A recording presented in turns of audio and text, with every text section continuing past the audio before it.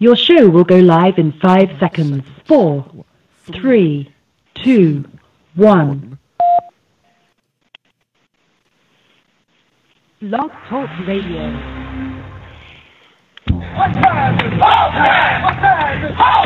Broadcasting from Cincinnati, you're listening to the Ringside Reporter Podcast. All the news from the world of boxing right here. Well, I'm talking to you the way I want to talk to you. Now, here's your host, Eric Lorda.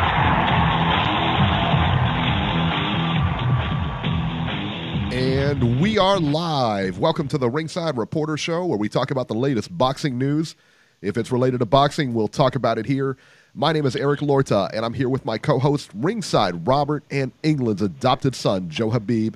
We have a great show for you today, and if you want to call and ask any questions, you can call in right now at 323-870-3857. And I guess we'll be here till what, Robert, 9 o'clock tonight?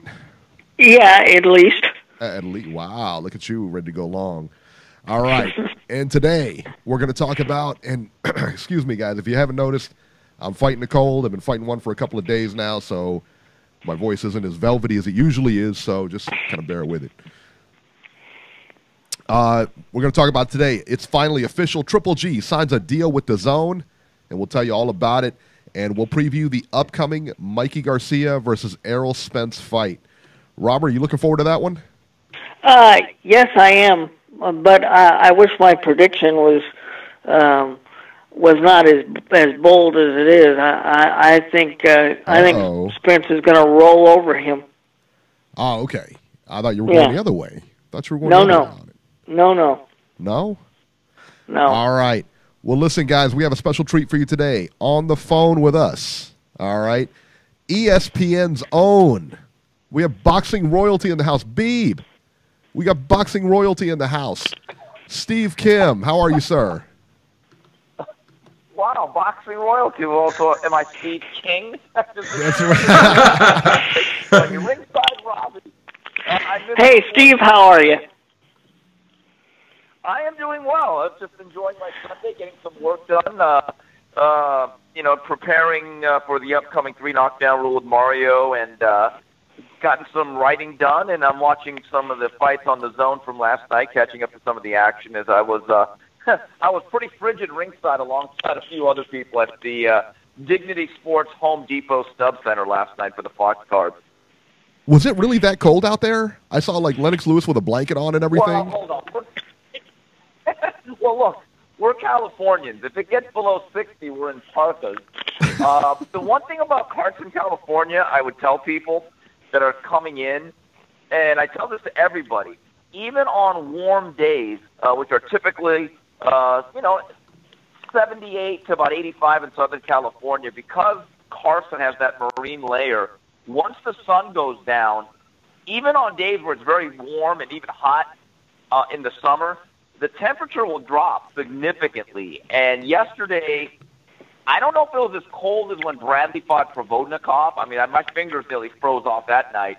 But last night was very, very cold. It was probably in the low 50s, which, again, not exactly Kenosha, Wisconsin, or St. Paul, Minnesota. But, look, we have very thin blood out here in Southern California. All right, so you mentioned you do a show with Mario Lopez, and in case you guys don't know, it's called the 3 Knockdown Rule. Very good show if you haven't listened to it. But I do have a bone to pick with your co-host, all right? Let me tell you, there is no way Julio Cesar Chavez beats Aaron Pryor. Son, Aaron Pryor is from Titletown, right here in Cincinnati. There is absolutely 100% no way he beats him. So let him know. There's Mario, when you start bringing up Julio Cesar Chavez, listen, he's one. I've always said that there's probably a lot of Mexicans that have 3 pictures in their home, or at least their grandmother did. That would be the Virgin Mary, Vicente Fernandez, and Julio Cesar Chavez. I get the sense that Mario probably grew up in one of those households. Or maybe if you're in Texas, it would be Selena, and then Tom Landry, and then Chavez, or something like that. But the one subject that me and Mario, we really try not to talk about too much because it starts devolving into a full-blown argument, is Chavez-Taylor. To this day, I still feel it's a very bad stoppage by Richard Steele. And Mario swears up and down that justice was served. And then, we could probably do a whole show on that. But yeah, he's a Chavez guy, and he absolutely admits it. That's funny, man. All right, so I saw your tweet. I don't know if it was today or yesterday, but you said that Tom Loeffler's demise with Triple G is premature. As we know, he signed with DAZN this week. What can you tell us about that situation? Well, look, Tom's involved now. Whether he is the shot caller as maybe he once was, let's say, prior to the two Canelo fights, that I don't know. But I've always been given word by Tom that I am involved. I've always said, Tom is sometimes too nice of a guy, and because he doesn't act like a maniac like other people in the business, people take his kindness as weakness. And I could tell you that, to me, I don't think Tom was ever out. Now, do I believe that Golovkin, maybe his wife that's been reported, is taking more of an active role in the decision-making? I can see that. But, I just want to warn everyone right now, tomorrow in L.A., there's going to be a press conference with John Skipper, the head of the zone, and Golovkin. And they're going to talk about the deal and what it means, the big overview. Tom Loeffler will not be there, okay? And that's only because of one reason. He has to travel overseas to a funeral where he's the pallbearer. So before anyone puts that out, I'd like to extinguish that fire. Tom says there's going to be another more Golovkin-centric press conference in about 2-3 weeks, and Tom will be there. And I actually was able to get some words with Tom last night on the record prior to the fights in Carson. The sound didn't come out so great, but he clearly said, I'm involved. And look, GGG Promotions will be a part of this deal. In other words, there will be some non-Golovkin fight cards that will be aired on the zone. Well, somebody's going to run it, and it's going to be Tom. And they've signed fighters together, and fighters like Ali Akhmedov, who's promoted by Triple G Promotions. He's on Tom's show on March 24th, 360 Promotions card at the Avalon in Hollywood. And all indications that Tom has told me from the very beginning of this whole project is that, Steve, I'm involved. And on Tom's a different type of guy. He really is. Tom is not a guy that always seeks headlines. He's not a particularly boisterous individual like, let's say, a Bob Arum. So, I always took him at his word. And when he called me yesterday and was able to give me some comments on the overview of the deal, unless he's completely conning me, I expect Tom Loeffler to be involved throughout the rest of Golovkin's career. That makes sense. I mean, and for sure when he's not at the press conference this week, that's going to come out. He dropped him. But that's a pretty good reason for being absent from a press conference, I got to tell you. Yeah, it is. And it's an overseas press conference. I think he's actually traveling to Europe. What I found was interesting was, I'd say this about 2 months ago. Me and Tom had to do some stuff, and we went out to lunch or dinner at this particular place in Santa Monica where we've been there before. And at that point, that's when the rumors had started that Gennady was not happy with Tom because of the decision in the second Canelo fight, which, again, I'm not so sure, short of fixing the judging. I don't know what Tom was really expected to do there.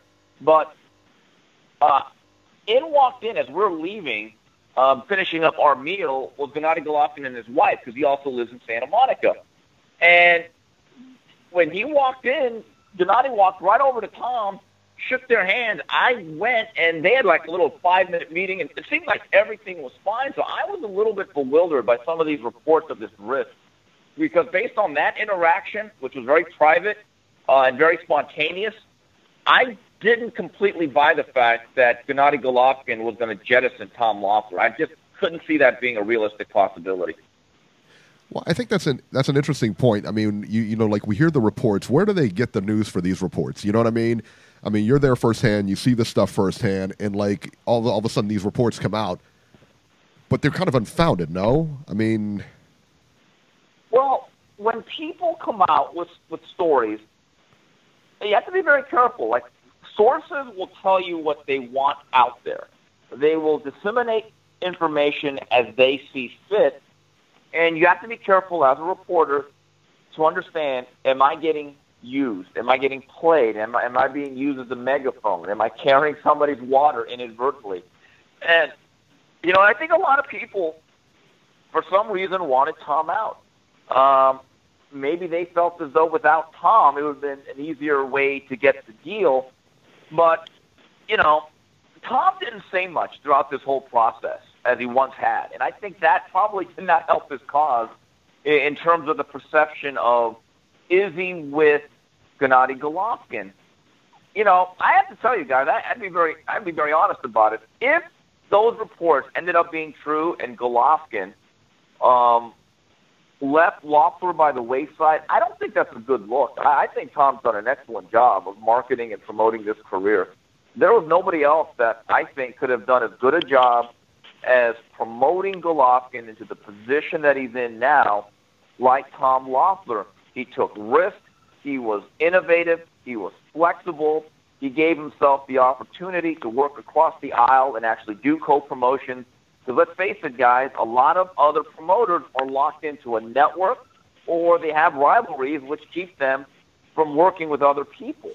So personally, I think it's one of the best jobs of promoting that we've seen in 25 years. I was there, guys, at the opening introductory breakfast for Gennady Golovkin. Now, for full disclosure, I had a little too much to drink on that Friday night before Bradley Pacquiao, and I missed most of the breakfast. It was at Wolfgang Puck's at MGM Grand, and Gennady Golovkin was set to meet the media that was covering that fight.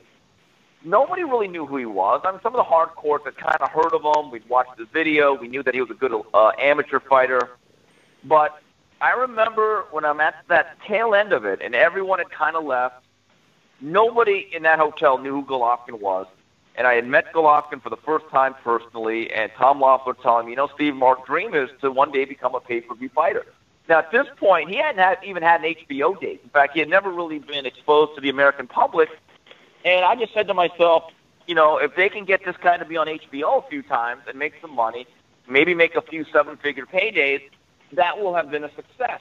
Well, my expectations, unfortunately, or fortunately for Golovkin, were not the ones of Tom Loeffler. I mean, I don't think there's ever been a foreign fighter who's not a heavyweight that has come so late into this process and within 5 years went from relative obscurity to being one of the absolute true franchises of the sport. Yeah, I would agree with that. I mean, he's been, largely the best middleweight in the world up until the Canelo fight, the second Canelo fight anyway. And a lot of people still say that he won both fights. So... And he gets a big deal with the zone and possibly a third shot at Canelo. And now the question is, by the time he fights, he'll be 37. And the question that I have is, how much does he really have left? I was even wondering, coming into late January and then throughout February, and now we're into March, did he really want to fight? What was taking so long? And look, he's accomplished a lot. He had a very long amateur career.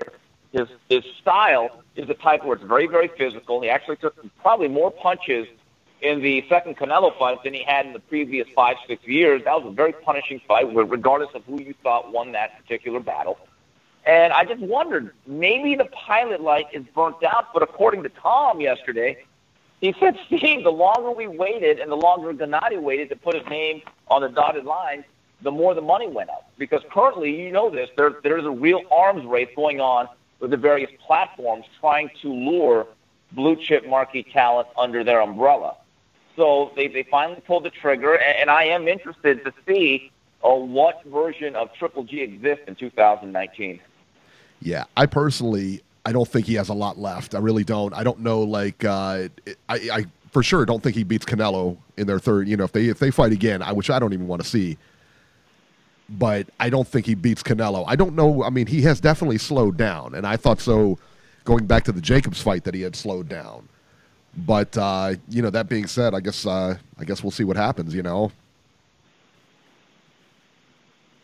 That's going to be interesting. The Jacobs fight was a precursor, but if you go back to the Brook fight, Brook outquicked him, and look, he's mid-30s. He does real drug testing, so I can assume that he's pretty clean, and he's not going to unnaturally stay young like certain fighters have throughout this past generation. He's been doing VADA testing, I believe, for at least 4 or 5 years.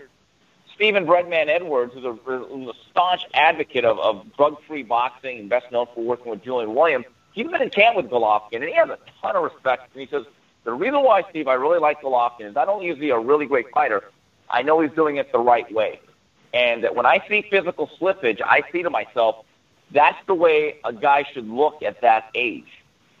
So just keep that in mind. That is a variable. And when you see a fighter suddenly getting better at a certain age, look, sometimes you have to, I'm not asking everyone to be Sherlock Holmes, but just try to use simple logic. Right. Now, a couple of weeks ago, we had it on the show. A couple of weeks ago, Anthony Durrell fought Avni Yildirim, and you put out a tweet, and you said that his corner bought out of the fight against Avni, or you thought that possibly his corner bought out of the fight against Avni Yildirim by using that cut to the head, the cut that he had or whatever. Now that you kind of had a chance to run that back, do you still feel like that's the case? Well, I believe that you can game the system when you know the scores. And remember, that was a WBC title fight, so yes. After every 4 rounds, you know what the score is. So after 8 rounds, the score is pretty tight, and I'm getting the sense that probably Durrell was slightly ahead or it was even. I thought Durrell won the 9th. So look, these guys do math. It's not trigonometry here. They probably say to themselves, okay, we got to cut. This guy's strong. If we won the 9th, we've probably taken a slight lead or increased the lead. And if we get cut, we could say, hey, it's happened before. Look, when Mikey Garcia fought Orlando Salido, he dominated the first 6 rounds. Salido starts coming on a little bit. Garcia gets cut. It's a wink, wink, hey, they got themselves out of there. That's one of the detriments to having open scorecards and why I'm diametrically opposed to it. I just think that it takes away from some of the integrity in terms of the true competition, and you can work the system. And I talked to the trainer, Harold Shadow Knight of Yildirim, and they were very upset by it. Do I think that their protest will go anywhere? Probably not. I don't think Durrell really wants to go through that again for that amount of money. And I think he's bound by the WBC rules to fight David Benavidez should he win next week. So I think that's reason number 643 not to have open scorecards. Yeah, I would agree with that. Now, you said the WBC on championship fights. Is that only in certain certain areas, or this is every championship fight? Because, I don't know. I guess I just don't know the ruling on that. Sometimes they don't. I'm trying to figure out if they're going to do it this Saturday. I'm going to make a few phone calls starting on Monday. But I can honestly tell you, every single fight that I've seen open scorecards, it has in some way negatively affected it. I still remember going way back 1999 when they experimented with it. Mark Too Sharp Johnson, who was an excellent fighter, Hall of Famer. I think he was fighting at 115, defending his title against a very tough Thai fighter, putting on an absolute clinic for the first 8-9 rounds.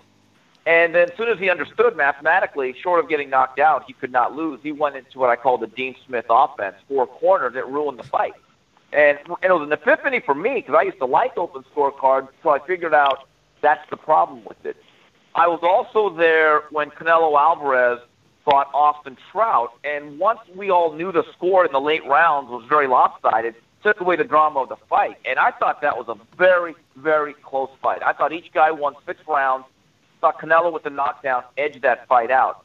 So I'm going to make some phone calls because personally, if I had my choice, they're trying to fix the system in the wrong way. We don't need open scorecards. We don't need to do a 20-point must system. And people talk all the time about reinventing the wheel.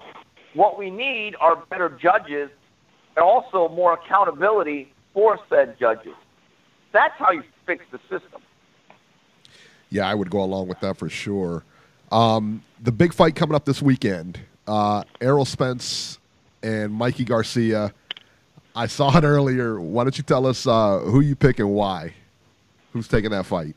Well, I think Mikey, pound for pound, is a better technician. I think one of the issues that Spence might have is he hasn't fought a lot. He fought 1 round since last June, and his activity hasn't been so great. Garcia hasn't exactly been Archie Moore himself since his comeback, but he's a little bit more consistent.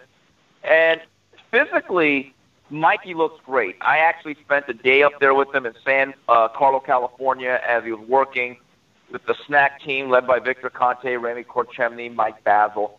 And this was in the first Monday of January. So I think it was January 6th or 7th I was up there. My feature for ESPN is going to come out in a few days. And I was impressed. Anyone that believes Mikey Garcia is just doing this for the payday and doesn't really care about the result, I could not disagree more. He is playing to win, as Herman Edwards would say. He actually did a pre-camp, and the weight issue is a factor. But skills also matter, and Mikey, to me, is the best clinical technician in the sport.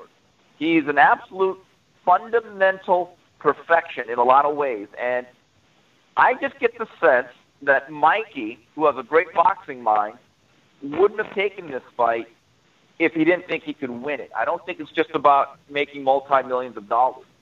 And we had an interesting discussion that he said, in the past, I really didn't care about boxing all that much. Now I do. That the irony of ironies, his lawsuit in the time away from boxing, which was about 2.5 years, it actually whet his appetite about the sport. And he says, Steve, now I actually do care about my legacy. And from a technical standpoint, where I think Mikey can have a lot of success, Errol Spence is not just a one-dimensional bruiser. There's no doubt about that. He's a good technical fighter. You don't have the type of amateur career where you represent our country in the Olympics without being a good all-around fighter. But as a southpaw, he is not Pernell Whitaker.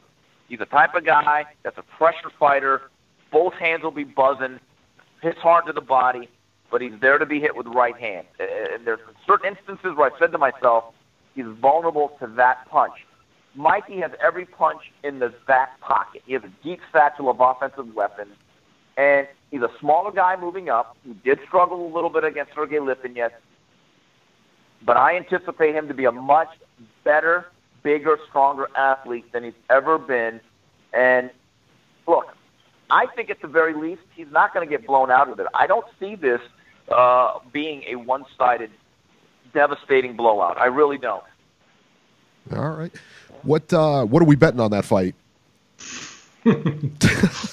I don't gamble. I just make bets. Again, my job is to make predictions. My job is not to make them correct. That's just my opinion.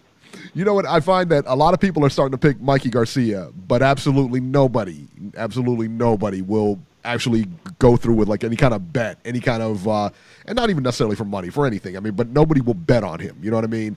They say, I think he's got a chance. I think he wins, but nobody's actually going to that, that extreme of actually betting on him per se.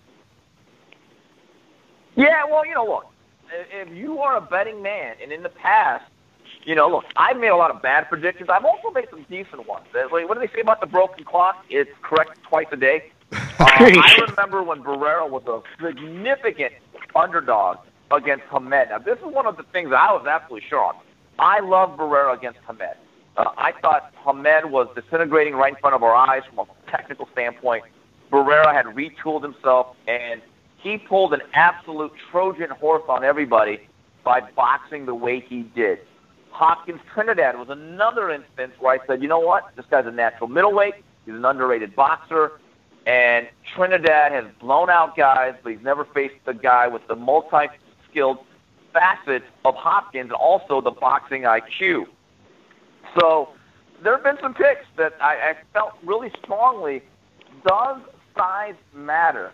Yeah, it absolutely does. But we've also seen that when sometimes that weight cut, it's a lot tougher on the bigger guy than it is the smaller guy. And another fight that I was pretty sure on, where I was really against the grain, I recall being at the soccer stadium, what was then called Home Depot Center, watching Oscar De La Hoya having problems pull the trigger, and I thought there was a real loss of reflexes against Steve Forbes.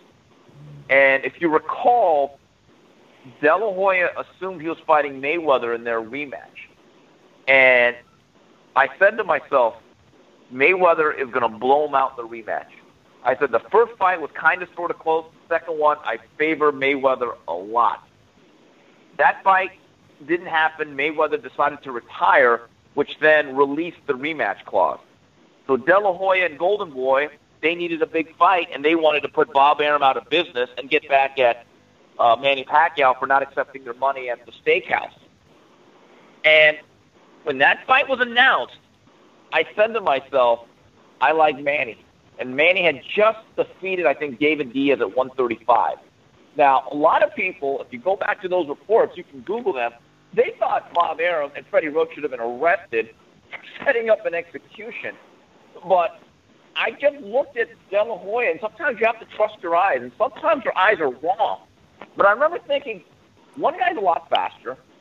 De La Hoya's always had problems with southpaw. And I thought Manny really was beginning to improve. I thought that's where he started to really evolve as a fighter, and I took a chance. Now, I didn't think it would be a one-sided drubbing as it was for 8 rounds, but once in a while, look, you can't always play it safe. Sometimes you have to go out on a limb. And besides, like you said, there's no money involved. What are you really losing? I'll just get trolled on Twitter. That happens every day, you know. Can't imagine that happens to you that often. You know, you get trolled on Twitter. Oh. Beeb, you have some questions? Yeah, Steve, I want to ask you about the Tyson Fury ESPN deal. Now with the possibility of Wilder going to DAZN, is Fury going to end up being freezed out of getting the title shot now for looks to be possibly 2 years if it all plays out the way the plan is supposed to go with Wilder, fighting Brazil, Joshua fighting Miller, and if both guys win, they could be meeting each other next, and they could be fighting each other in a rematch. So will Tyson Fury end up being the odd man out here? That's an interesting question. You know, when that deal was announced, it literally caught everyone by surprise. I mean, most of the people at Top Rank, their staff, they told me they had no idea this was coming down the pike. I was absolutely stunned, but I also knew realistically that the Wilder rematch from immediate, in terms of it being immediate, I said it was dead because I understand the politics and the alliances within the sport. Now, as for Wilder becoming the Deontay Wilder, seeing is believing, because if you're Al Heyman, who really, is the puppet master here, he's Geppetto to everyone's Pinocchio, right? If you look at it, Al Heyman has 2 platforms, if you still count Showtime. I don't know what's going on there. But he has to build up Fox, okay? And Fox is side by side with the PBC. So all of his assets have to go on his platform, just the way Top Rank has to protect ESPN and the way Eddie Hearn, for the most part, has to protect DAZN, as does Golden Boy. If you are Eddie Hearn and you know that your one bankable commodity that has transcended just the mere boxing fan is Deontay Wilder. And so if you take them to the zone, boy, you really are playing a game of double jeopardy here, because not only are you strengthening the zone, you're weakening the PBC and Fox. I think, I don't know, because I realized early on, no matter what was said, I never thought that Deontay Wilder would be allowed to take that 4-fight deal from Top Rank. Because number one, it meant him being on ESPN. And number two, Shelly Finkel flat out said, Steve, 4 years is 2 years. We're not signing a move for 2 years. So the question now becomes, how loyal is Deontay Wilder? Deontay Wilder has clearly said, I'm a television free agent, and no matter what Lou DiBella says, he's not his promoter. Okay? So he's in essence a free agent technically, but we know how that works, guys. But let me tell you something. The loyalty can be tested by money. And I think that's one of the quandaries that they're facing, and I talked about this a few days ago, and Mike Coppinger tweeted about it too. Shelly Finkel clearly told me about 8-9 days ago that pulling that ESPN offer and rejecting it, they told Deontay, in your next fight on May 18th, we're going to pay you as much as ESPN was. But there was an issue with that. That meant that if you wanted to pay him that much, the license fee from Showtime or Fox was not going to cover it. Then you had to make it a pay-per-view. So I don't know if it was on purpose or if it was inadvertent, but Top Rank offer really boxed in Al Heyman and Shelley Finkel as it related to what direction they could go. Because trust me, they were absolutely planning on Fury Wilder being the anchor event alongside Garcia Spence on the first half of that PBC schedule. So, again, I have a hard time believing that one of the main pillars of the PBC galaxy, and perhaps literally and figuratively, the biggest guy Al Heyman has, you really going to take him to a rival platform? Okay, we'll see. This is a fascinating discussion.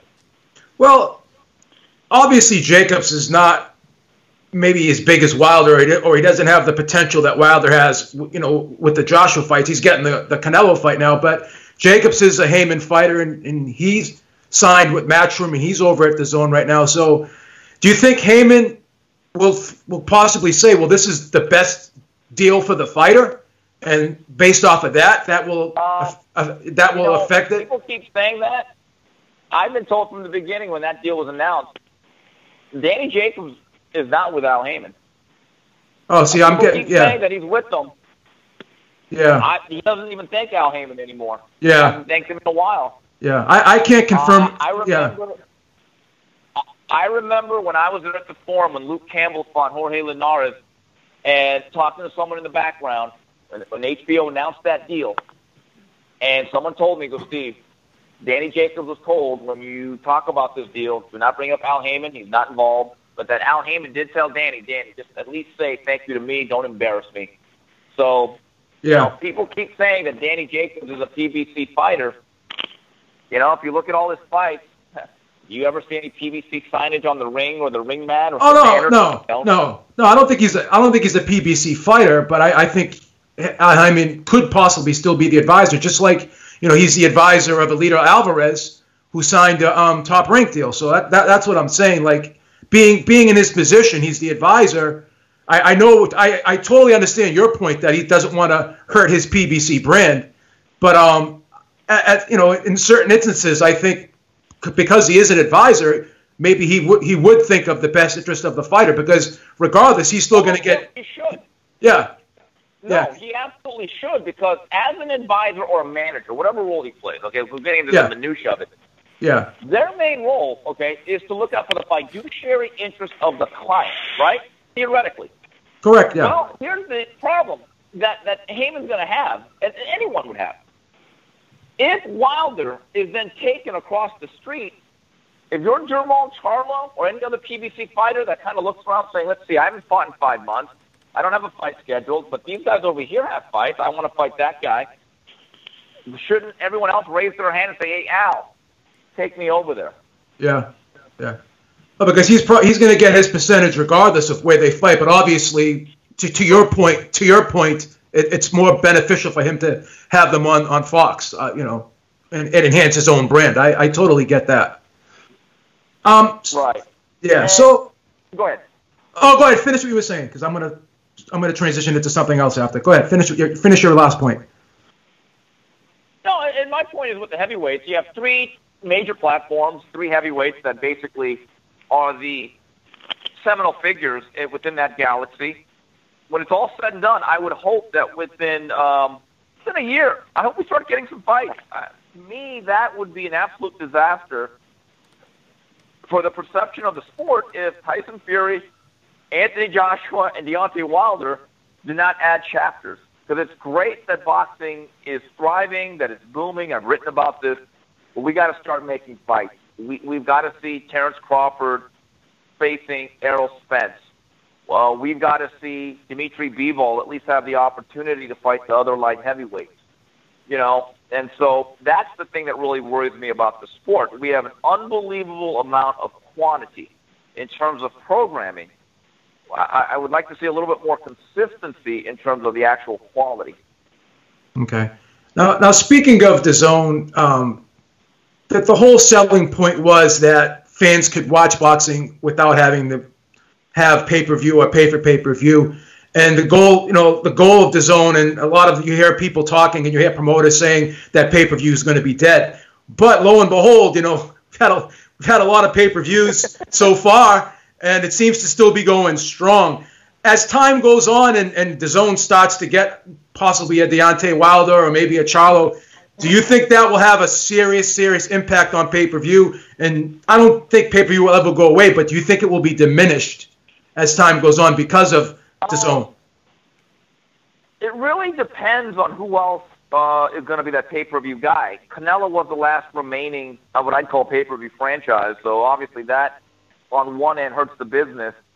But I wrote about this about 2 weeks ago. My story's up on ESPN about how pay-per-view, I think, is actually more valuable than ever. Now, with that said, I think you have to be very judicious in terms of its use. Couple things. Number one, guys, I'm sure you agree with me, pay-per-views need to start going back closer to $50 than always being at $80. That is correct. Yes. You are not getting a great undercard. Long live Don King, but those days are over. And I'm not saying you're getting Butterbean or Mia St. John, but this upcoming week we're getting Chris Arreola. I like Chris. I just wish we had a hot tub time machine to go back 7 years. I don't know why that's leading off. The other thing is, when you look at some of these platform battles, let's go back to Spence Crawford. We know the politics. We know the alliances. One guy's with Top Rank / ESPN. The other guy's with PBC, which is either Fox or Showtime. So the way you bridge that gap, as you did with Lennox Lewis and Mike Tyson, and most notably with Floyd Mayweather and Manny Pacquiao, when there's enough money to be made and chopped up, you do it on a neutral pay-per-view or a shared broadcast. And that's where I think pay-per-view is really valuable, in my view, is that when you have two rivals that have to come together on a neutral ground, and it's economically feasible, and there's an impetus to do so, that's where I think pay-per-view should never go away. As for the zone, look, they have a great lineup. I really like what they're doing. I think the next 3-4 months, they have a good a schedule as anybody. I'm a loyal subscriber. I watched their fights last night, finishing up some of the other stuff that I've missed recently. I enjoy it. But the problem is, I don't know how many people have it yet. I haven't heard any distribution numbers, but they are certainly making a nice run here. And I don't know. See, to your question, will the zone diminish pay-per-view? It will begin to diminish pay-per-view when they have enough of a reach with the American audience. And I would guess that I'm hearing that ESPN Plus, my company, I think because of the UFC, gave them a big bump. I think they're over 2 million subscribers, which is well ahead of projections. I'm willing to bet the zone probably doesn't even have a fraction of that, which is fine. They're a nascent new platform. But the difference is with ESPN Plus and the zone is ESPN Plus has a foundational platform in ESPN and ESPN2 and the website. The zone is kind of going out there by themselves. And that's the biggest challenge that they have. And that's why for the first couple of years, they're going to be willing to overpay guys like Canelo and Golovkin because they need that branding. But the other question is, then, guys, we have to ask, can you build the next Golovkin and Canelo on the zone? That guy that's 5-0 right now. Can you build him into being the next guy? That's the big question that I have. So at the end of the day, the zone would probably be the final, stop in a fighter's career. But it remains to be seen if they could actually build a fighter from the ground up, like a Top Rank does. Yeah. Right. And look, I saw a kid that I love, Ismail Madrimov, who Joel Diaz told me, look, this kid could be the next Golovkin. I saw him yesterday. I've seen both his fights. I've been blown away. I think he's by far the best prospect, below 5 fights in boxing, and certainly the best one that the zone has. I've seen all of them. Some of these kids are not ready. He is. Question is, in 3-4 years, can he become the next Teofimo Lopez? That's the question, or even a Shakur Stevenson. So, again, you got what's always two things when you're a promoter. Can you promote the big events, and can you market your marquee talent? And then at the same time, you always have to understand that can end one day. Can you develop the next generation? And this is the truth, guys. Every big fighter in boxing that is currently at that level has been developed on premium cable television, at least in the United States. Let's see what happens in the next 5 to 10 years. Okay. I got one last one for you before I pass you over to Robbie. I just want to talk about this era in boxing, and something just drives me crazy about the fans and this era of boxing, where everyone talks more about the promoters and they talk more about the networks than they actually talk about the fighters. And I get in debates with people all the time, and all they want to do is bring up promoters' names and networks' names and all this and that. Do you notice this big shift in these boxing fans now? And do you does it drive you crazy too? Well, you mean the fanagers? FANAGERs? Yeah. I mean, it's like, there's a part of it where it's become racial identity politics based on boxing. And it's like, first of all, a lot of you guys have an agenda. And second of all, you don't know what you don't know. I mean, some of the stuff that I hear or get tweeted at, I say to myself, this is ridiculous. I mean, these people don't even try to be unbiased. They have an agenda. We know what it's based on a lot of times, which is fine. But I've said this. We should care more about the actual fight and the fighters than who handles them. I find it to be the most bizarre development in the last 10 to 15 years. But again, what is the real definition of fan? It's fanatical. But they're taking it to a whole new level. I mean, look, I'm a Laker fan. I've always cared more about the championships and Magic Johnson than Jerry Buss. You're right. A lot of fans care about Jerry Buss and George Steinbrenner. It is bizarre. It really is. And to me, I probably got sucked into the wormhole, if you will, and gotten into some of these debates because sometimes these people really need to be taught something because they know absolutely nothing. But you're absolutely right. We should care more about the fights. And people start talking about pay-per-view splits and what purses they are. And then you have these guys. This is another thing that's always made me laugh. You have these guys who will do various YouTube channels or run a blog, and they'll talk about a fight negotiation, and they'll bring up how a certain fighter on this particular night only got such and such million because they Googled a commission report. Well, here's the problem, and let me go back to having some knowledge and education about the sport. A lot of the times the commission reports do not reflect what a fighter got.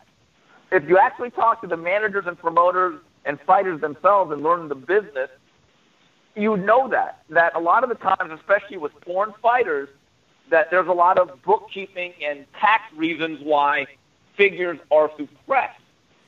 So I have a saying, in life there are three things. Everyone has an opinion. Everyone has an opinion, right? But very few people have actual knowledge. And some of these guys who try to portray themselves as boxing insiders or people that really know the sport, it's like running a fantasy league football team. And you may have won a lot of championships. You might actually make a good side living at it. Doesn't make you Bobby Beathard, man. It doesn't make you Bill Polian, okay? That's the truth. And again, you don't know what you don't know. Go ahead, Robbie. Okay. Hey, Steve. First of all, Robbie, good to talk to you again, man. Yeah, man. I miss you guys doing your show, and I keep forgetting about the 3 knockdown rule. I'll have to try and tune in. But with this whole Terrence Crawford re-signing with Top Rank, and of course he's going to fight Amir Khan on April 20th. Why wouldn't he have explored the possibility of going to the PBC, because that's where all the big welterweights are? Spence, Thurman, Porter, Garcia, Pacquiao. I mean, what's he going to do after he destroys, and I firmly believe that he will totally destroy Amir Khan? I mean, because Bob Arum in Top Rank does not really have any welterweights for him to face. I mean, is this a bad move on his part to sign an extension with him? Because isn't he going to be closed out of getting in on the 147 party? You know, he might be, but at the same time, based on his guarantees, where he's making over $3 million, which is more than any other PBC welterweight that's not on pay-per-view, is it a bad deal? Look, I think it's inconvenient, but the bigger question would be, okay, how do you bring the two sides together? See, we got to get over this whole, well, you're on this side of the street and you're on this side of the street. What is this, like the Bloods and the Crips?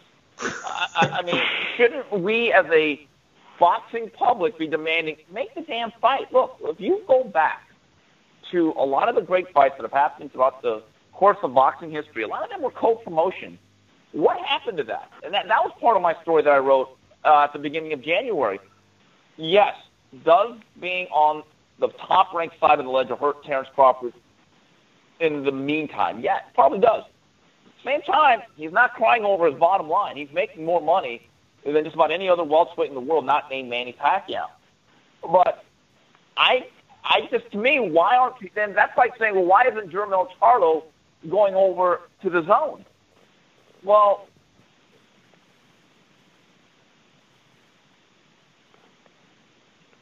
hello? Steve, I think you cut. Are you there? I think you might have cut out on us. Wow. Okay. Yeah, all right. I think we lost him. Oh, no. Because I was going to follow up. Tell him to call back in. He was done talking to you, Robert. All right, Steve, listen up. If you're out there, just give us a call back if you want to bring it back on. Yeah, there he is. There he is. Steve, are you there? Guys. Oh, sorry about that, man. We lost you. Yeah. I got to start paying my phone bills here. That's right. These prepaid plans are killing me. Okay, it must be the end of the month. But look, Errol's going through the same thing at middleweight. And my view is he shouldn't be excluded just because he's on a different side. And that's where we got to get over this. Look, we just mentioned it. We have three heavyweights that obviously are planted on different networks and platforms. And there's a certain hypocrisy, not with you guys. There's a lot of fans who believe that to get these fights, you have to sign with us.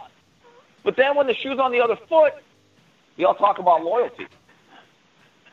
Well, Steve, we need to just... that follows up with another question. How do you get a Bob Arum, an Al Heyman, Eddie Hearn, an Oscar De La Hoya to be in the same room to start putting some of these major fights together? I mean, it sounds like the political divide is more frozen than it ever has been. In many ways it is, but at least Bob has been on the record of saying, hey, we will do co-promotions. Bob has been very clear. We understand that to do a Spence-Crawford fight, it would have to be a shared pay-per-view. You've had companies like Golden Boy, who I give them a lot of credit. If you go back to last year, and maybe this was born out of necessity, I don't think there was another company that worked with as different promoters on as different platforms as they did. They were on Showtime. They were on a top-ranked show a couple of times. They did a co-promotion with Gennady Golovkin and Tom Loeffler to make the Canelo-Golovkin fight twice. That should happen more in boxing. That should be more or less expected instead of just settling for the status quo. So, how do you get them in the same room together? If everyone does their jobs in promoting their commodities, eventually there's going to be enough money for everyone to really be fed well.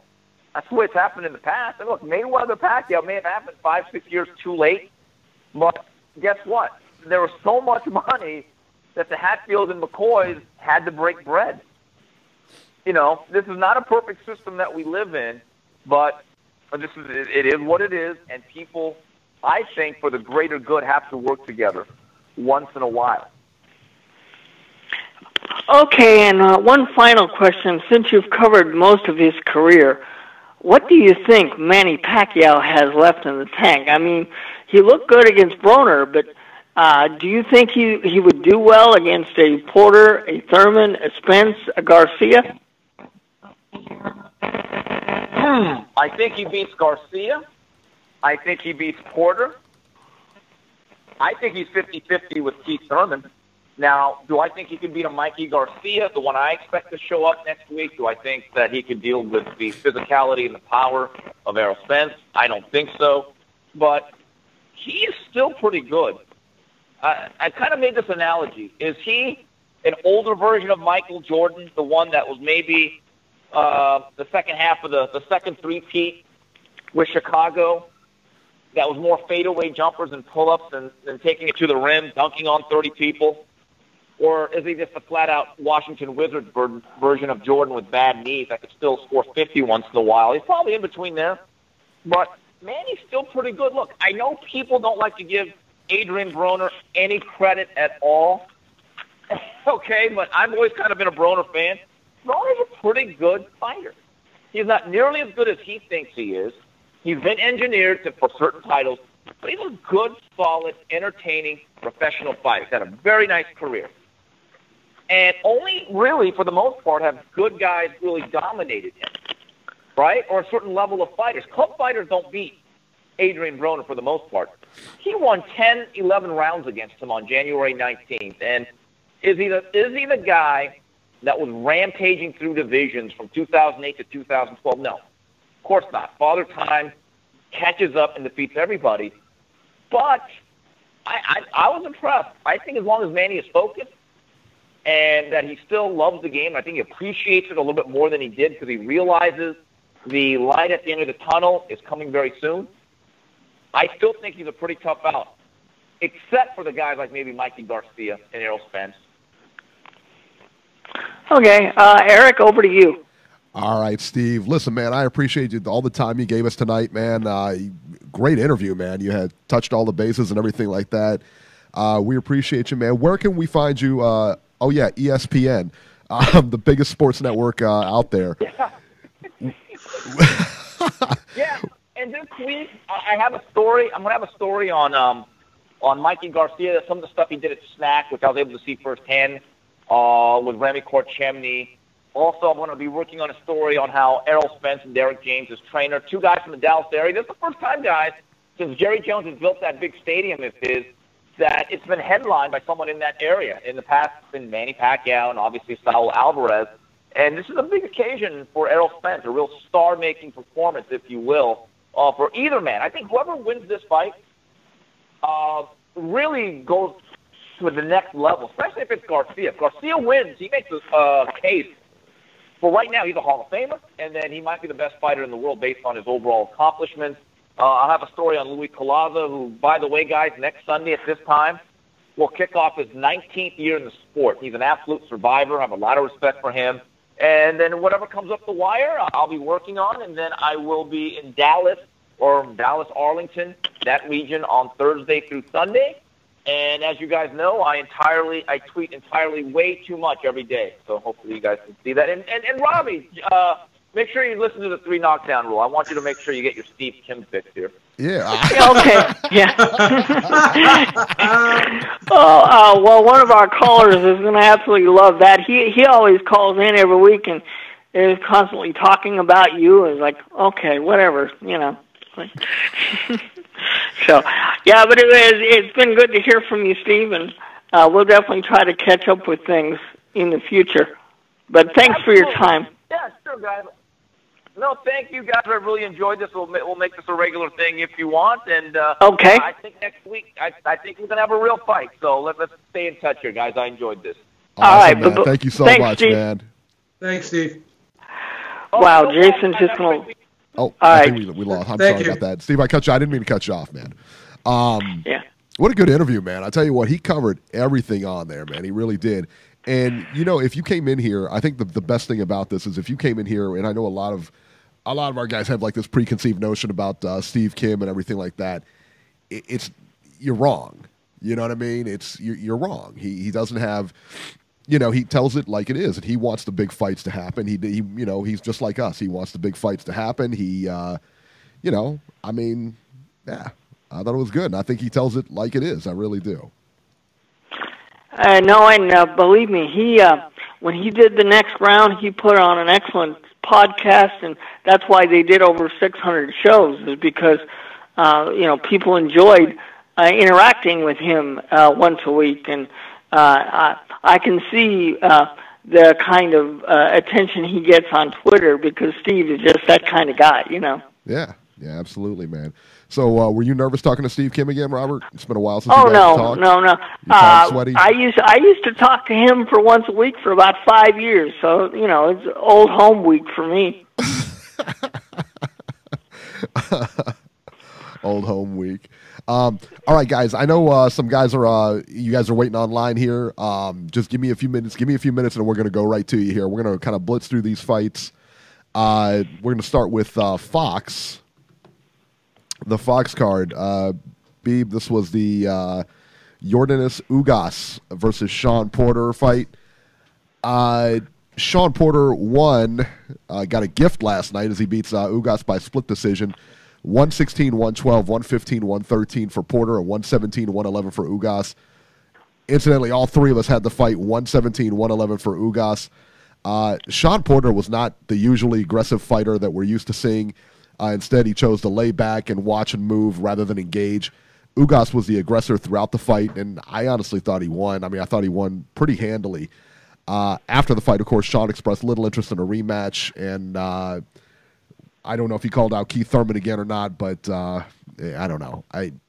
Listen, man, I'm not a big Sean Porter fan, if you haven't noticed. But, Beeb, what were your thoughts on this fight? Well, a lot of people are talking about how Ugas didn't do much. He just stood there and he posed. And, to a degree, I think that's a fair statement. But if you look at the early rounds, he was the guy that was actually moving forward, and Sean Porter was the guy that was backing up. Now, that doesn't mean automatically just because you're moving forward you win the rounds. But we can't discount all of the quality body work that he put in early on. He landed some good counter right hands.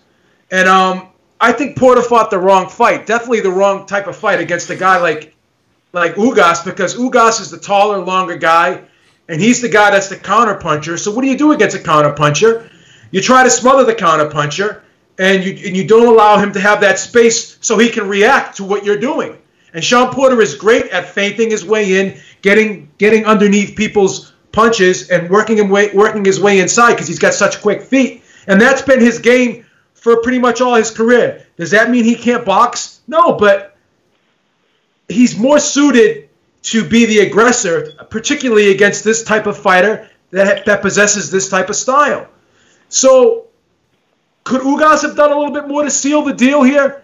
Absolutely. But he was the one that was actually making the fight because he was moving forward. Now, there were times when he would move forward, he would get Porter on the ropes, and he wouldn't throw a ton of punches. But he was the guy that was still throwing punches, and he was the guy that was going to the body. Porter wasn't really throwing a lot of combinations, and when Porter did throw the punches, Ugas was making him miss the shots. He was getting underneath a lot of Porter's shots, and I thought Ugas definitely was better defensively, and he was better at the effective aggressiveness. And I think Porter, I just didn't like his game plan last night. And I just think it was the wrong game plan. And as I said, neither guy lit the world on fire last night. But you have to give it to the guy that's actually making the fight if both guys aren't really putting out a high output. And you have to score body punching. You cannot ignore body punching. And I thought Ugas did a beautiful job with the body punching. And I would have liked to have seen him follow up some of those counter right hands with the left hook. But with that being said, I thought he was the one that was actually landing clean, whereas Porter was missing and he was grazing a lot because he was the guy that had to reach up. So I think Ugas clearly won this fight. I think 116, 112, 117, 111. There's no way Sean Porter won 8 rounds like one of the judges had it. So if you looked at some of these, the judges' scorecards, I think one judge, he actually had Porter winning the 12th round. There's no way Porter won that 12th round. It was impossible. And I think 2 judges or one of the judges had Porter win the 11th. There's no way Porter won the 11th and 12th rounds in this fight. Ugas clearly won the 11th and 12th round in this fight. He definitely finished much stronger than Porter did. And the judges, like one of the judges or two of the judges I think gave Porter the 11th, and one judge gave him the 12th. There's no way. That's impossible, in my opinion. Tony Yayo in the chat. Just let's see here. Where is that? Also, who was on the punch counter at Fox? Atrocious. Beeb, what did I text you last night about that? Yeah, you said something about that. You said the same thing, but I wasn't sure if that was that punch counter talking about punches that were being thrown, or did they actually tally up the landed punches as well too? I can't remember. No, those were landed punches. Oh, they were? Okay, yeah, that was crazy. I didn't see that at all. Awful. Well, I think the official statistics were Porter was supposed to have landed 144 and Ugas 128. Yeah. Isn't it the other way around? You know, I don't know. Now, Robert, you had it scored 117, 111 also. Yes, and I thought Ugas completely controlled the fight. He did what he wanted to do. And what blew me away is after the fight, they had Sean Porter on the Fox 1 post-game show with Keith Thurman, and I forget who else was in the studio with him. And Keith, who is not the journalist, Keith is the fighter. Keith, he asked Porter, he said, Sean, why did you fight your fight plan the way that you did? He said, he wanted to know that, and he said, well, my dad told me to fight this way because he said, you don't need to go on the inside. You don't need to do what you normally do because everybody's boxing you into that category. They think that's all you can do. So this fight, this is not a worthy opponent. You basically show them that you can do other stuff. Yeah. And I couldn't believe that Sean would just come right out and say that, because if that's what Kenny told him throughout training camp or whatever, that is a horrible job. You don't tell a fighter to go away from his strengths. And Sean Porter's very lucky to still have that title today. Plain and simple. Extremely. Hey, did any one of you guys see, and Robert, you just made mention to it, the post-fight show with the one with Ray Mancini on it?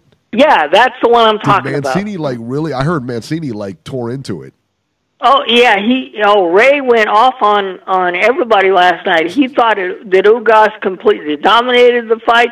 It was a gift. He swore about the judge. Ray went totally off last night. That's why I love Mancini, man. He tells it like it is. That's how we do in Title Town, son. He's gonna get it. Yeah. He's gonna get his check mailed to him tomorrow. He's out. He's out. He's out. Yeah. Come work for Beep Industries. I got a job for you, Ray. Ray, you did a great job. Don't ever do it again. All right. No, it was awful last time. And you know what? I didn't watch the whole post-fight thing because, I wanted to hear what Sean said. But as far as I know, they didn't interview Ugas either. So, and I thought Fox did a horrible job. You cut the main broadcast off without talking to the fighters in the ring, and you have everybody switch over to Fox Sports 1 to hear all that stuff? Please, Robbie. Oh, come on, babe. All right. On the undercard, friend of the show, Francisco Santana versus Abel Ramos. Ramos won by unanimous decision by the scores of 98-92, 97-92, and 95-94. I'll tell you what, I didn't think that fight, I thought that Ramos did win. I thought he edged it. I thought the 95-94 was warranted. 98-92? Come on, man. No way. Yeah, what the hell was wrong with those judges in California last night? That was a close fight. Jack Reese? What was wrong with your boy? That was a knockdown in the 12th round. Yeah, I don't know why Jack didn't call that a knockdown. It should have been. Yeah, that was a clear knockdown. F.A. Ajagba versus Amir Mansour. Ajagba stopped Mansour in the second round. Ajagba, man, he looked really solid in this fight, man. But I think he needs more fights. Mansour was the perfect guy for him. B, what are your thoughts on Ajagba? He's got an explosive right hand, this kid. This kid's a sharp puncher. And the difference between him and what's his name there? Our buddy, the other heavyweight, Joe Joyce. The difference between him and Joe Joyce is he actually turns his punches over and snaps them with explosiveness, and he puts his shots together, and he's just much more quicker and sharper with his reflexes and with his offense. I mean, he's a big, strong guy too, 6'5", like 240, I think. Right. Yep. I think he's got some potential. He's a very action-packed style, but he sets the power up nice. He's not sloppy. He's very coordinated. I think he's a dangerous fighter. I think, given time, he could be a threat. I'd like to see him fight Joe Joyce next, and maybe we could eliminate the Joe Joyce conversation. Period. Son, he murks Joe Joyce. Please, Robbie, you want to see a slaughter? Absolutely. Don't you care about Joe Joyce? Absolutely. You don't care No. Yeah, we're No. gonna have Joe Joyce on. We're gonna have Joe Joyce on next week. We're gonna let you tell him that. Yeah, right. No. Come on. Guy's got a family. He's got to put food on the table. He don't have no future. He may have a family, but he Whoa! don't have no How future. dare you? Whoa! How dare you? Oh, come on, guys. You've seen him in the ring. He doesn't have no future. Oh. He's got to put food on the table. He's a baked listening. potato. What's He's wrong a with baked you? potato that was in the oven way too long, man. He's got to make a living. He's got to make a living. Notorious VC said Robbie wants blood. Enough of your bloodlust. Oh, okay. Yeah, well, in this case, it's deserved. Please, Robbie. Anyway, next. All right. So on DAZN, Dimitri Bivol versus Joe Smith. Our guy Rocco Lucente. I'm sorry. And I know I butcher his last name, and he works for it. He gives us all the stories and everything like that. He was there live, baby. Correspondent there live. Bivol won a unanimous decision by the scores of 118 to 110, 119 109 twice. Bivol was just a better boxer last night. Honestly, that's what it boiled down to. The thing that, Smith was a really big, strong guy. It was obvious in there. He was the bigger guy, the stronger guy, but he just couldn't find him. He could not find Bivol, man. Bivol looked really good, man, but I tell you what, there's always been talk of him moving down in weight to 168. That's honestly, to me, that's where he needs to be. Because I don't think he carries a punch to be at 175. And I just think he's too small to be at 175. I think 168 is his weight. Wow. I think he can crack a bit, but I just think that he likes to fight in a methodical way, You think, let me ask you a question. You think he's competitive with Marcus Brown? Absolutely. I would pick Brown to win, but I could be wrong there. That's a tight fight. That's a tight fight. Yeah, I see. I think, but that's me, though. I think that Brown is kind of the biggest threat in the division. I think he's the best guy in the division right now. That's just my What about opinion. Vosdick? Yeah, I think Brown. I think Vosdick and Brown will be a very tough battle. To be honest with you, all these guys are. I would probably favor Brown over Bivol, but I would slightly favor. I would favor Vosdick over Brown. I think Vosdick, in my opinion, is the best. No, I like Vosdick. Brown is good. Brown is really good too. But I think Vosdick is a little bit. I think he's a harder puncher, in my opinion. The only reason I would have Vosdick competitive in that fight is because he has Teddy Atlas. Well, but Vosdick is more well-rounded too. I think Vosdick is a pretty good inside fighter, and he can box as well from the outside. Whereas Brown likes distance, he likes range, and I think Vosdick could trouble him if he gets inside and goes to the body. Vosdick's got a little bit of that grinder in him. He's kind of a dog in there. He's a worker. Yeah, and his first title defense is in one of the smallest arenas in the country. Shame on you, Top Rank. Please, Robbie. That's ECW Arena. Yeah. The world's most famous bingo hall. Yeah. Up in Philly. All right. On the undercard, this was a really interesting. I tell you what, this was a good card, man. DAZN put on a good card. Maurice Hooker versus Mikel Lapierre for the WBO Junior Welterweight Championship. Hooker, who came on the scale, I think, he came in a half a pound over, and he was doing everything he possibly could, made weight just in time, and he looked really drained. And the crazy part about it is that, like, during the fight, you could see this corner kept asking him. He won the first couple rounds very easy, and you could see his corner asking him, "Are you okay? Are you okay?" And there was no, so I don't know. I wonder if he was really feeling the effects of that weight cut.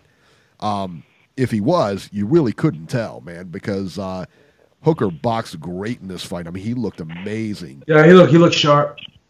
Unanimous, 120, 107, 119, 108, and 118, 109. He looked great, man. B, were you surprised it was this one-sided? No. Hooker's an excellent fighter. I like Hooker. Yeah.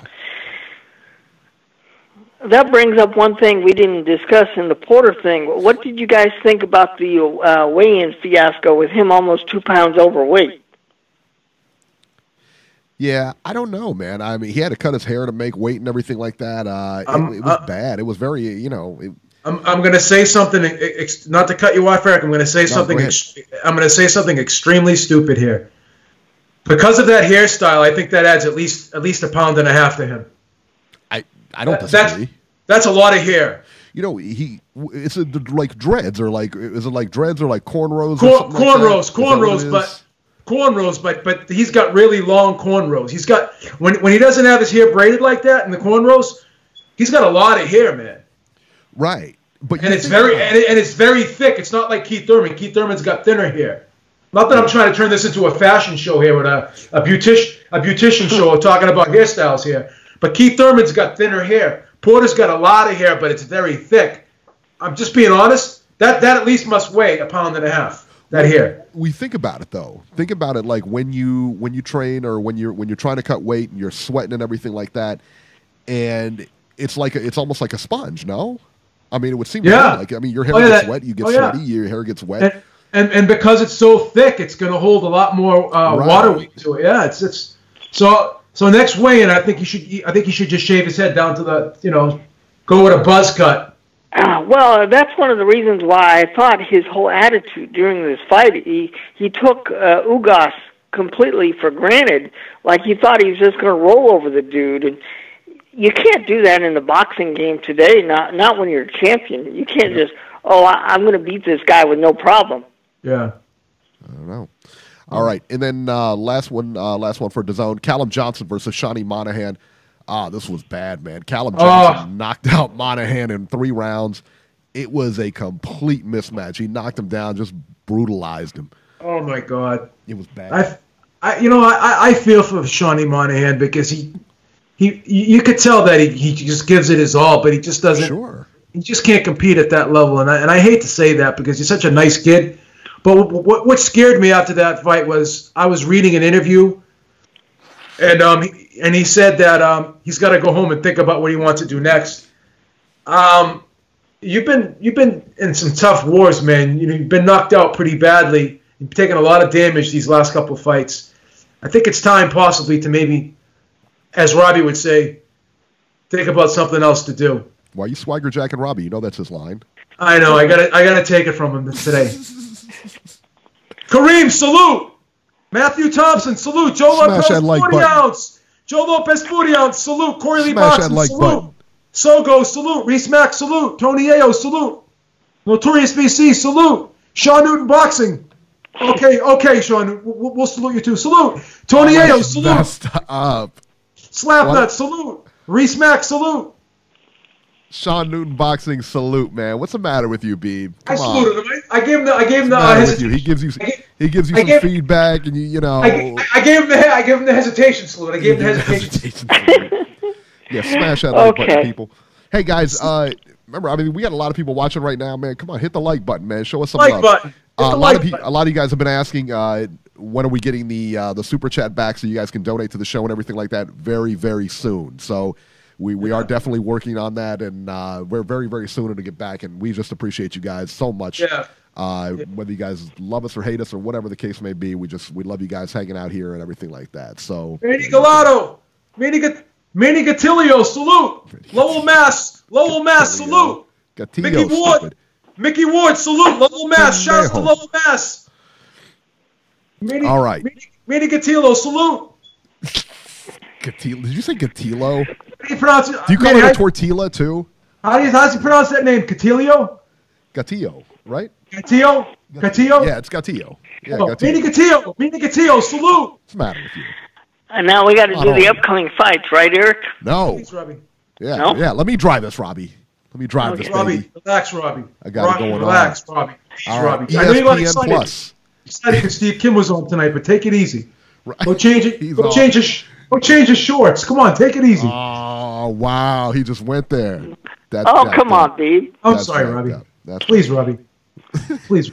On ESPN Plus, Daniel Dubois versus Razvan Kajanu. These were heavyweights. I tell you what, man, Dubois looks better and better every time I see him. He won by knockout, TKO in round 2. He hit him with a gigantic right hand. I mean, it was just wicked. Hit him, crumbled him. That was it. Fight's over. Anthony Yard, also on the undercard here. He's a light heavyweight versus Travis Reeves. Yard looked very good, too. Yard looks really, really good, man. He's calling out Sergey Kovalev. I may pump the brakes on that, but if they fought now, listen, man, I don't know. Brandon Turner, salute. All right, there we go. Salute, Brandon Turner, salute. Hey, I tell you what, before we get to the upcoming fights, man, we got a couple people that have been on hold for a little bit. Let's get them in here, man. Area code 760. You're live. 760. Salute. Hello, Brian. Hey, Eric. What's up? Hey, what's going on, man? Hey. I'm Brian. Oh, okay. All right. Robbie making mistakes. Who are you, sir? Yeah, I'm doing fine. So, what's your name? What's your name, sir? Emmanuel. Hey, that's right. Okay. Hey,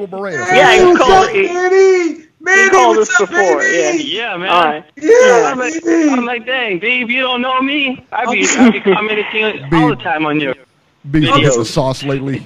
I'm sorry. Well, he's all messed up because of the time change, man. It's Robbie. Someone must have spiked this guy's ginger ale. Anyway, go ahead, Emmanuel. Go ahead, Emmanuel. Yeah. So, I want to comment on the zone fights because I really don't like Sean Porter like that. I don't like his style, so I didn't bother watching that. But on the zone fights, I thought it was a really good undercard, man. Like, even from the very first fight with Jones the third and that Brooklyn guy, I think he was from Brooklyn. But I thought that was very entertaining. And then all the way up to B-Ball, I thought it was a great card. I really like that Israel Madronov, I think his name is, The Dream. Man, he reminds me of Triple G, man, when Triple G was young. Like, man, this kid has power, and only in his second fight, he knocked out a guy with the 24 wins, 20 knockouts, and I don't think he's ever been stopped. He just blew him out of there. I think this guy has extreme potential, and I think in the next 2 years, he will be like somebody that'll be a threat to whoever the lead dog is at the middleweight division. I don't know if Canelo will be there in 2 years. Maybe he'll move up to super middleweight.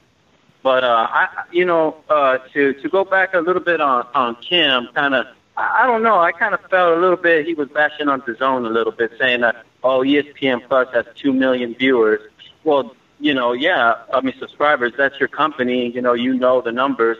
DAZN maybe doesn't have that policy to put out the numbers like that. But to me, DAZN has way better fighters than ESPN Plus. I mean, you can match them up. Canelo outranks Crawford, outranks Tyson Fury, AJ, Daniel Jacobs, Andrade, and then they got a bunch of upcoming guys, and Golovkin, and Virgil Ortiz. I know a lot of people aren't high on Ryan Garcia, but the guy has popularity can't be questioned, and he does have skills.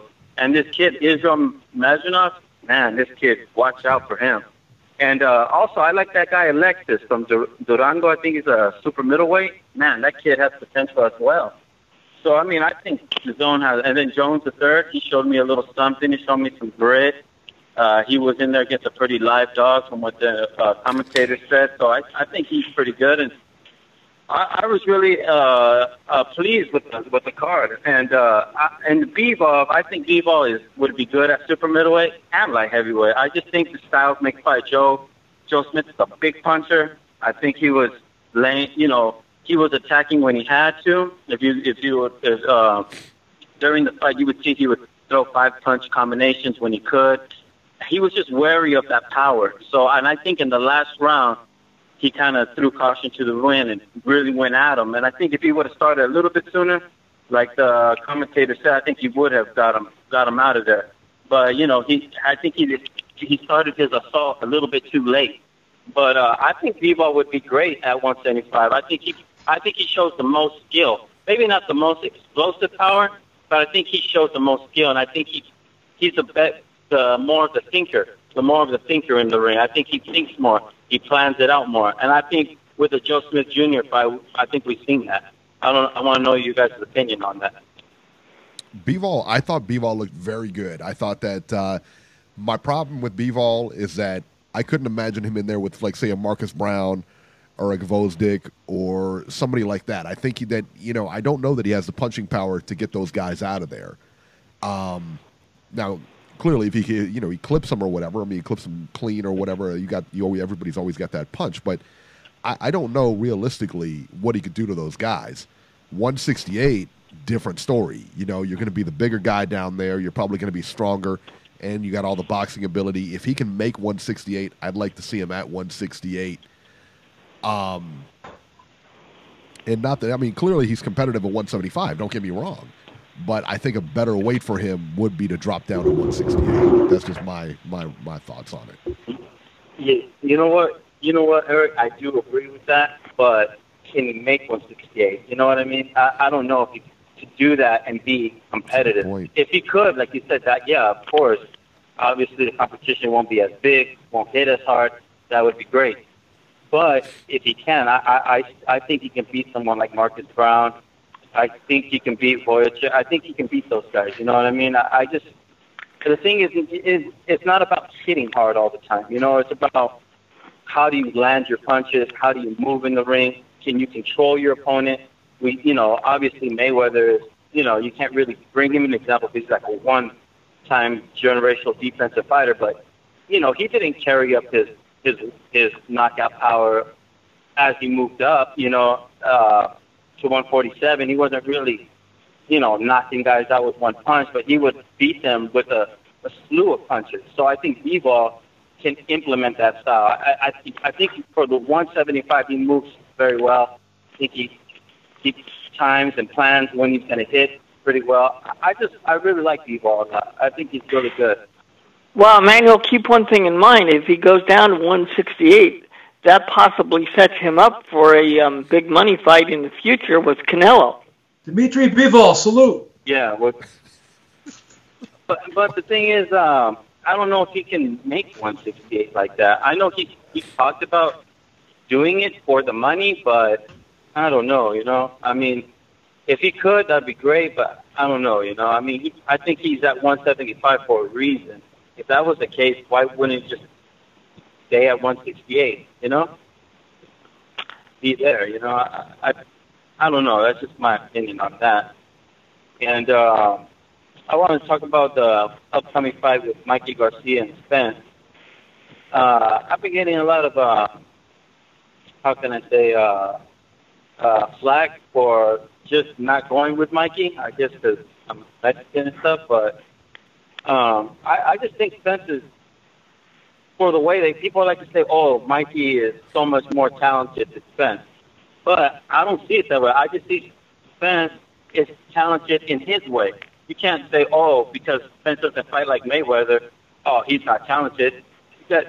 He's talented for the way he fights. The body puncher, he breaks you down, and then he gets you out of there, or at least he tries to get you out of there. And majority of the opponents that he's faced, he has gotten out of there pretty good, too. Like Peterson, he blasted him out of there. Pereira, what was that, back in 3 years ago, something like that? Blasted him out of there, although he did kind of take some nasty punches there. But remember, that was 3 or 4 years ago, so, he's much improved now. I don't see Mikey lasting. I think Mikey gets knocked out in the 9th round, my opinion. I think he competes well up into the 6th round, then he starts to fade, and then he just, does the Oscar versus Bernard thing, takes a knee, or he just gets knocked out clean. But that's just my opinion on that. Emmanuel, you're on record. So, he's taking Spence. He's on record. Yeah, I'm on record. Spence, 9th round. Robert, write it down. I got it because me and Emmanuel kind of see the fight the same way. I think Spence is just going to overwhelm him. We'll get your opinion in a little while, man. We'll get your opinion in a little while. Robbie, I'm going to convert you to a Mikey Garcia pick. How dare Okay. you, Beeb? Good luck. How dare you. Emmanuel, thanks for calling in, man. Call in more often, man. That was a good call. I want to say one last thing. What's up? I want to say one last thing. I'd like to give a shout-out to our troops overseas. Just want to, maybe they're listening on, YouTube. I just want to say thank you guys for protecting our freedom. You guys make boxing enjoyable, make it a possibility for us. And I want to thank our special force out there. And I want to thank our special operations out there, man, just fighting the war that no one knows. They get no love, no respect. The public is just horrible towards, they're just kind of horrible towards them, about this whole, conspiracy crap. I just want to tell you guys, I love you guys out there, and I just wanted to say that. Good stuff, man. Good stuff. All right, we echo that same sentiment, man, for sure. United States troops, salute. That's right. That's right. Emmanuel, salute. Boxing Killer TV, salute. Tone, salute. Legendary boxer. Jason's in the chat. Salute. Legendary boxer, salute. There it is. Hey, smash that like button, guys. Come on. I want it up. Let's go. Smash the goddamn like button. Vamos. Let's go. Smash that like button. Hit it 2 times. New York. 209. New York. New York. Is that New York? Maybe not. No, that's not New York. Isn't that California, 209? Is that Stockton, Robert? No, that's Stockton. That's Paul. That's Paul. Come on. You just shook up the world. And I'm not surprised, motherfuckers. Stockton. Yeah! Yeah! Hey, I got the intro now. You got the intro, There you buddy. go. There you go. Voted. Please, Robbie. Please be. Hey, smash the like button. Smash that like button. But, baby. Manny Catillo, salute. How's it going, Eric? How's it going, Robbie? How's it going, Beeb? What's happening, man? We're doing good, man. I'm feeling great. So, I'm going to keep my comments short because I'll be honest, I missed most of the American fights yesterday. I ended up watching, though, or not yesterday, but on Friday, I watched the Dubois yard fights. And I want to talk about those real quick because I was very interested in both of those. I'll start with Dubois. I'd like to hear your guys' thoughts after I get done, but he's definitely better than Joe Joyce, I would say. But that's not hard to do, Paul. 20. No, of course, no. That's very true, Robbie. But he still looks not. I mean, it's impossible to look as robotic as Joe Joyce, right? But he definitely doesn't look very fluid. And I don't just mean in terms of movement. I mean, he seems to throw his punch as well and all that. But there seems to be a delay between the time he makes a decision and when he acts still, And especially when it comes to defense, because in that second round, Kajanu landed some good shots, I thought. And I don't know. I just, Dubois doesn't strike me as being a very natural guy in the ring. So I'm not sure what I think about that guy. That's why I'm glad to hear he's going to fight the other younger guy from over there, Nathan Gorman. That's what they're talking about next. Who knows if it'll actually happen? But if that happens, that would be a good test, to see where he's at. And I want to counterpoint that real quick with the way Ajagba looked against Mansour. Oh, wow. Yeah, Mansour. What's that? Oh, I was saying, wow, yeah, that was a brutal performance. Yeah, I mean, definitely Mansour was. I never liked the fight from the beginning because, Mansour is short against any heavyweight, but then you put him in there against a guy with a 7. I don't know if you guys know this, but Ajagba's wingspan is 7'4" long. Wow. So Mansour in there, and he's barely over 6 feet tall. I don't know how he was ever supposed to get inside on Ajagba, and you could see it. Yeah, no, Ajagba has 27. Yeah. Ajagba has the reach of Tyson Fury. 28. Come on, Beeb. Go ahead, Paul. Hey, go ahead, no. Go ahead, Robbie. I want to hear Robbie's thoughts. I'll respond. No, what I was saying is they were pointing out during the telecast last night that Jogba has the same reach as Tyson Fury. So, well, when they said that, I knew it was going to be difficult for Mansoor. They need to give him stiffer competition, but I don't exactly know who they're going to put him in against next. Anyway, go ahead. Well, yeah, and the reach thing just made that fight completely ridiculous from the beginning because, I mean, I didn't see Mansoor's last fight against, I forget who he fought he fought another young guy. But, he hasn't fought much recently over the last couple of years, and how old is he? 45, 46 years old? Yep. And then they had him going in there against a guy that's got that kind of wingspan, and he's going to have to use his legs.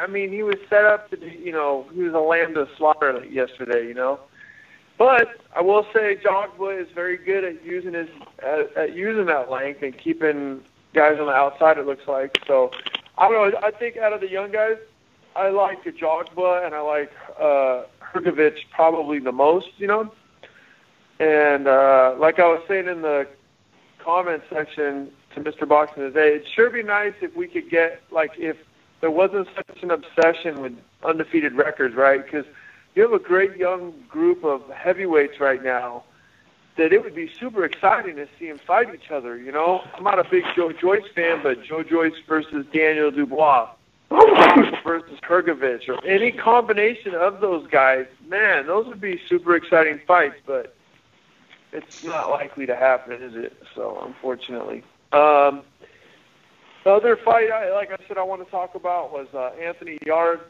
or Yarde, however the hell you say it. I must say I was rather impressed by Yarde. I mean, he's not just athletic. It seems to me like athleticism is very hard to translate into boxing because skill is such a requirement, But Yarde seems to combine both really well. I mean, he looked. I don't know what you guys thought. I'd like to know what you guys thought, but I thought he looked incredible. I mean, his accuracy on his punches was incredible, and the way he was using feints and head movement and just little subtle things to get the guy to do stuff, and then he'd come back with what he wanted to throw. It was like he was kind of manipulating the guy into doing what he wanted him to do. I thought Yarde looked incredible. Now, I still don't know about Kovalev, though. That seems like a huge step up. But I'm only saying that as, if I was betting on the fight. As far as wanting the fight, oh, heck yeah, please. I would love to see that fight. That would be amazing. So hopefully that fight happens. And then I'll end with my Spence-Garcia pick for next week. And I'm going to be a fence sitter because I don't know. Every time I think that I'm yeah, Spence is too big, too athletic, and I think Spence's skills are very underrated as well.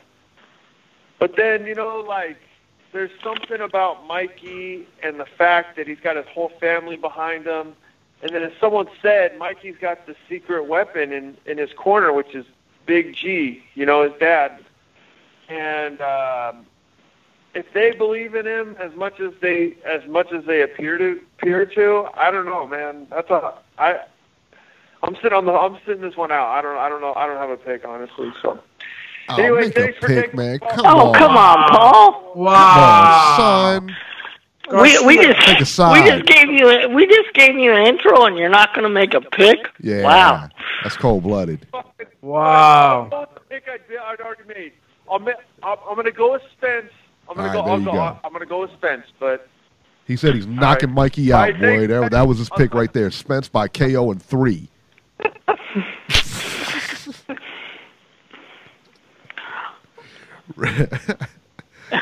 Oh man! Wow. Just dropped, man. Paul just dropped us.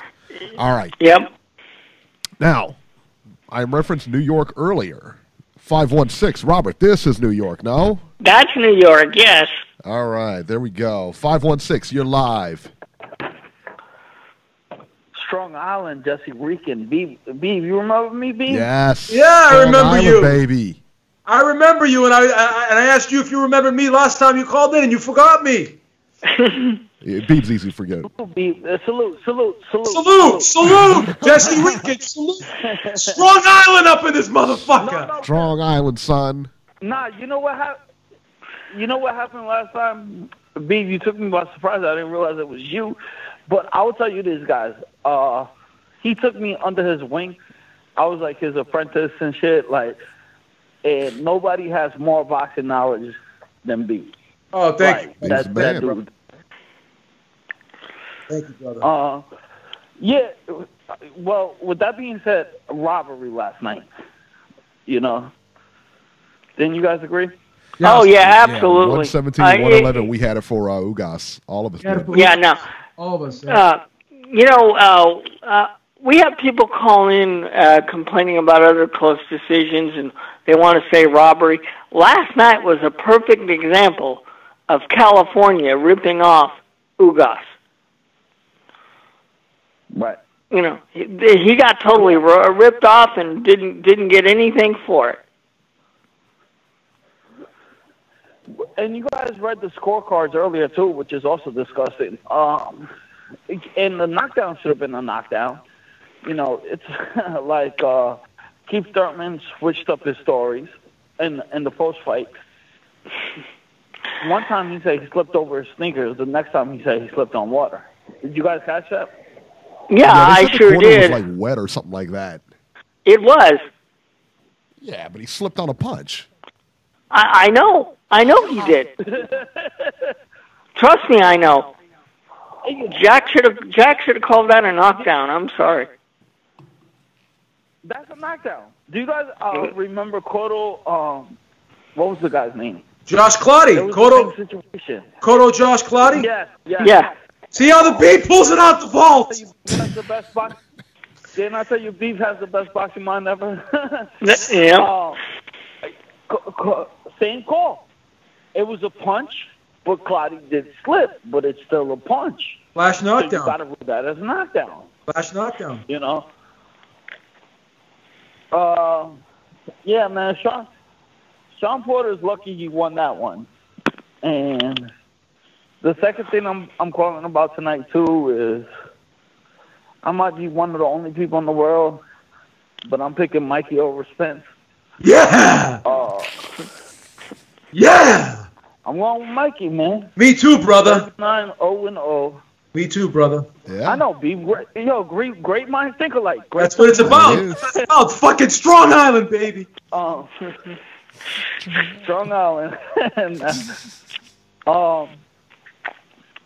you know, I got to go with Mikey on this one. 39-0-0. Every fight's been fought to perfection, in my opinion. I understand he's moving up 2 weight classes, but, you know, I saw a video, and Spencer's talking to Crawford about beating Crawford. Don't worry about Crawford. You got to worry about Mikey. I think Mikey's a lot more dangerous than you think he is, you know? So... Yeah, no, Errol shouldn't be talking about... 42. Oh, come on, Beep. Earl shouldn't be talking about Crawford. He should be worried about Mikey because... You can't cut off Jesse Reekin. You can't cut off Jesse Reekin. Let Jesse speak, brother. You're cutting him off. Go ahead. No, you're not cutting me off. I said, what are you guys saying? Yeah. No, I was just saying, you can't look ahead because you got to take care of business. And besides, we've discussed it earlier, with all the political shenanigans going on with the various promoters, we don't even know if that Crawford fight will ever take place. We want it to take place, but we don't know if it ever will. There you go. All right. Jesse, we're going to get moving, man. Thank you so much for calling in, man. We appreciate it. He's got Garcia, too, B. Yo, can you do me a favor? Yes. Yeah, what do you need? Can you do me a favor? Can I stay on the line to listen to the show? Absolutely, yeah, of course. Yeah, you can stay on the line. You can stay on the line. There you go. You are on the line. And you can hear Strong Island. Strong Island in the house, baby. Strong Island and B-Town run shit. Beantown and Strong Island, run shit. Run shit. All right. You know what's crazy is that a lot of good fighters come out of Strong Island there, man. A lot. Yes, of they them, do. Man. Yes, they Matt do. Serra, Chris Algieri. Who else? Chris Weidman came out of there. A lot of good fighters, man. What is it about the island? Joe Smith, that's where he came from. Bobby the Interrupter Herrick, he's a good fighter, too. Stop it, B. Yeah, right. Stop it. Centurion Sun, salute. Notorious VC, salute. Corey Lee, boxing, salute. Lee, boxing, salute. Salute. Oh, my God. All right, let's see here. Who do we got next? Abib. Who do we got next? Mr. Al Heyman. PPBC. Tank Davis. He's a fucking mental case is what he is. What's the matter with you, Robert? What's the matter with you calling him the mental case, man? What's wrong? That's cold-blooded. He's a guest. You should respect him. Just like you should respect our guests, son. Just like, you know what? Just like you should respect our guests. You call up and you should respect our guests. We give you so much time, you moron. We give you so much time, and then you go to the chat like some airhead whore and go ahead and put down, you go ahead and try to put down Steve Kim and everything. We got to delete you because you're being an idiot. You know what I'm saying, son? That's what I'm talking about. What are you going on about? Steve Kim. What? You didn't even call him out about the fucking Darrell thing. And you did I ask him about it? What type of bullshit was I already that? asked him about the Darrell thing. I already asked him about it. You didn't even call him out on it. That fucking piece airhead of shit was weasel. bashing Darrell when the doctor was the one who stopped the fight. You retard. Doctor stopped that fight because of the gash on his I asked him. face. He told me. And I asked him and he told me. Yeah. These guys are blaming Darrell. Why would you blame Darrell for that? I asked him and he told me. He answered Literally, the question. all these What do you fucking want? people that follow Steve Kim. Let me finish. Can I finish? All these people that You're follow not saying Steve nothing, Kim, son. Montero on fucking Twitter. Let me speak, you fucking retard. All these people that follow Kim and Montero on Twitter, they're saying it's Darrell's fault. And even Steve Kim implied that it was because You're of such an air whore weasel that you sit there and you call racism on all these guys. You have no proof of it.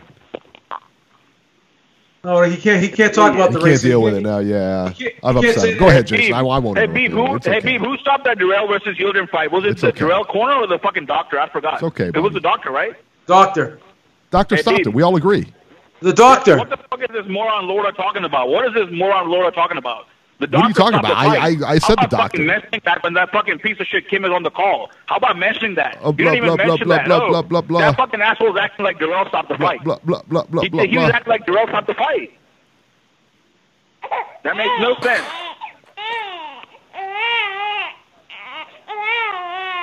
You have that racist piece of shit Montero on your show last week, and this you have a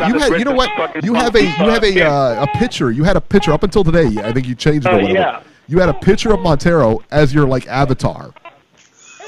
Yeah, why is that? Because you got a man crush on him. Son. Making fun of him. Making fun of him, yeah. Drinking that DAZN Kool-Aid, yeah. You're such a fool, son. Come on, you need a better laugh too. That laugh is why don't you put a picture of yourself on the avatar? Why don't you be a man about it, son? Why don't you show your face, huh? Shut up. He has a picture of himself on Facebook. Maybe I'll go get your Facebook picture. Put that as my avatar. How you like that? Shut up, dude. Shut up. You have no good points to make. These are like 6th grade points. These are like 6th grade points. Come on. Hey, did you tweet Tank Davis this week? Offer to rub his shoulders or something like that? Tank's going to be getting... Is that what you do? Hey, Beeb, did you ask Montero about that video of, Kim about that video of Montero saying the N-word and all that crap the other day? No, why would we ask him that? Where did he didn't say the N-word at all. Yes, he did. I tweeted you the video. What are you talking about? Did he? I don't know. Everybody on fucking Twitter has been... What do you mean, did he? I showed you the video on Facebook. I showed it to you on Twitter. You lying fucking piece of shit. I don't remember You're such a fucking pussy, dude. You always act fucking dumb because you want fucking some access. You want Montero back on the show? Oh my God! Because you think Ringside will go down without him? Fuck out of here, dude. We don't need that. We would go down without you. We need some good would go down journalists without you. We need good journalists like Coppinger and Kevin Ioli and fucking maybe like what's his name, Marcos Villegas and shit. Call those people with some fucking integrity, not fucking piece of shit like Steve Kim. not ESPN guys or anything like fucking, that. That doesn't work for you, does it? I mean, no, not the guy that's tweeted Clarissa Shields a fucking ghetto trash. Not the guy who retweeted Where's the fan tweet? saying that. I asked you to give me the like tweet. that. Where's the tweet? It's on his If you timeline. Probably like produce the 6 months tweet, ago. Go scroll down. Yeah, I looked for it. Go scroll down 6 I months. actually did a search on it, son. He probably deleted it. Yeah. He probably deleted it. Maybe not. I'm not the only one saying it, you moron. There's hundreds of people. Oh, well, if Jason's not the only one saying it, then it might but be you know, true. Slow or something, Eric. You're mentally slow. No, but you know, but Jason, people saw it on Twitter and tweeted about it. Jason, that was before Go ahead.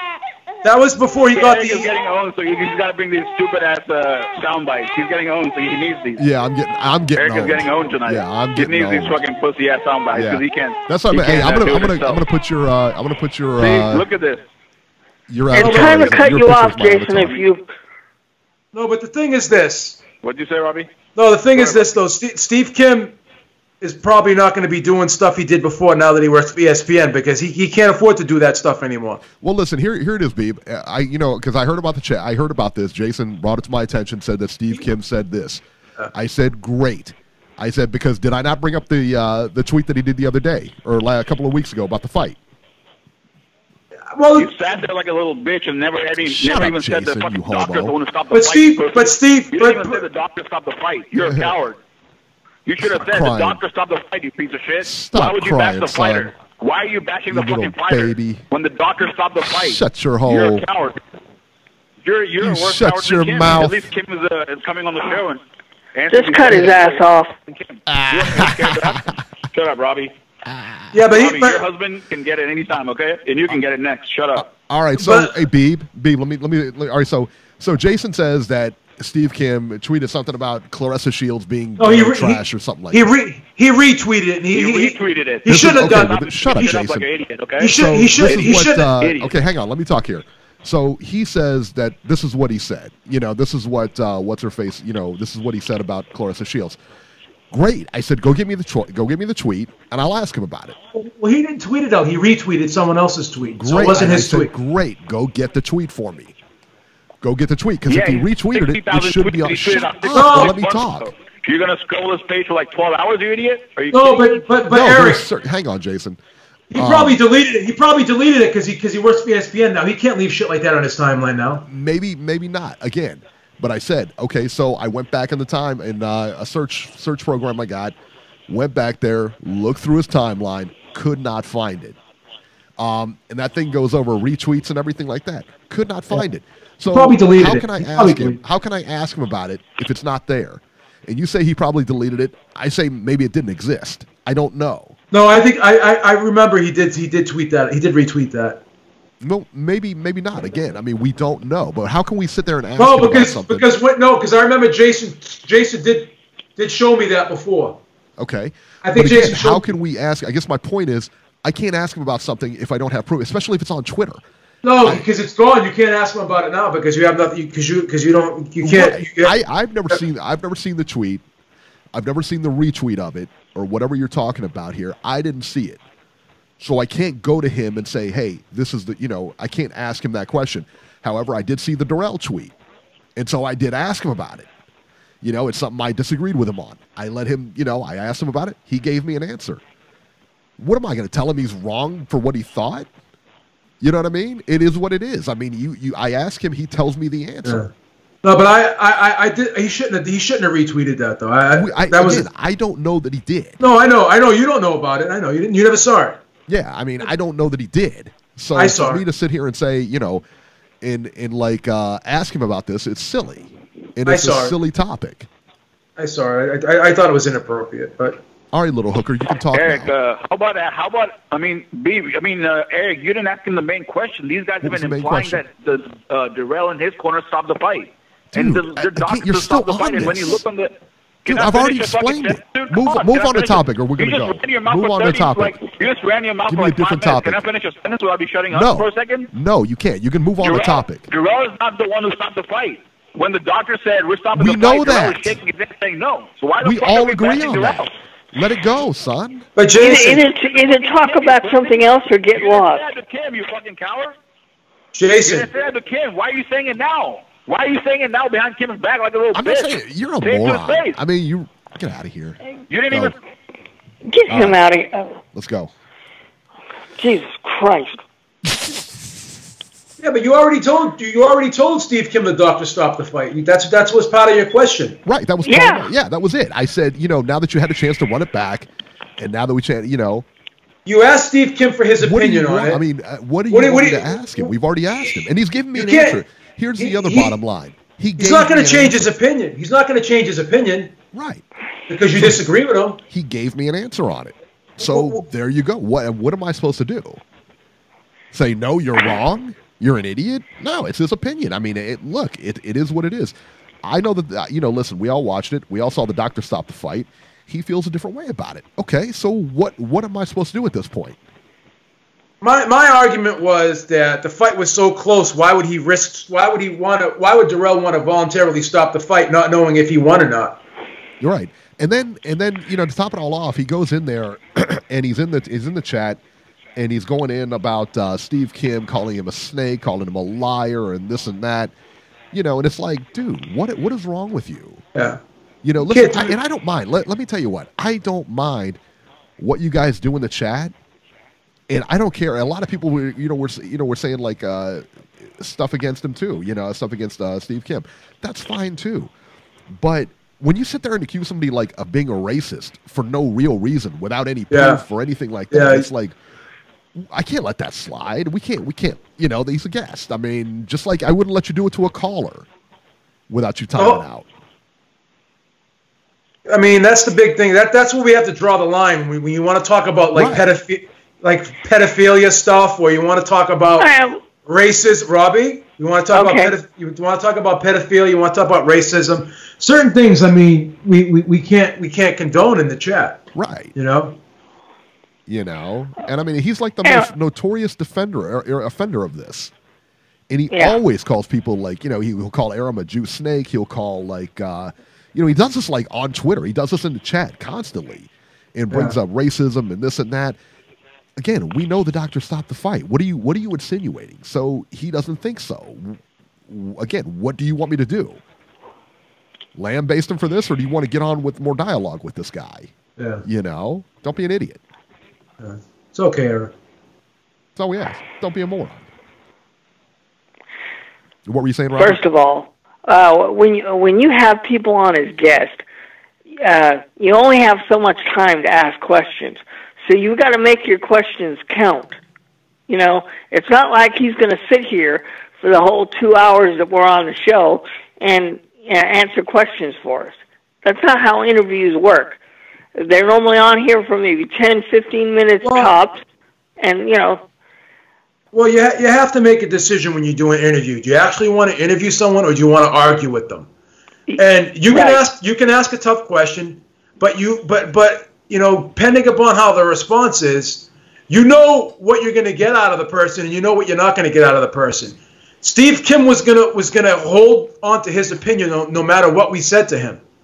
That's what people do. Right. If people really believe something, no matter what you say, you can't change their opinion. I challenged him on the Heyman thing about how Heyman, like he said that why would Heyman allow Wilder to go to the zone and have it hurt his platform? And then I pointed to 2 examples of when he did let that, like Jacobs went to the zone and Alvarez went to Top Rank. And he said Jacobs wasn't an Al Heyman fighter anymore. He said someone told him he wasn't an Al Heyman fighter anymore. Right. I don't know if that's true or not. I don't either. So I can't argue with them on that. So right. I don't know. I don't know. Corey seems to think it's true. And Corey's going to come on here, and I'm going to ask him what proof he has. I don't know, because how do you know that? And he doesn't. I mean, I don't know. So So yeah, there you go. But you're either going to argue with him and not get to ask him anything at all, you know, or we're going to stick to the same subject and start talking about how this is wrong and this is wrong, and we're going to rehash a fight that took place a couple of weeks ago. For what? Yeah. I mean, let's face it, guys. Last week with the interview with Doug Fisher, people don't normally stick around that long for us to talk to them like that. That was a rare occasion. And he gave us another interview here. Yeah. Yeah. Steve Kim's not going to do that. You know, he's got other things to do. I mean, if he had time available like he used to have, he'd still be running his Next Round podcast. He's no longer doing that anymore.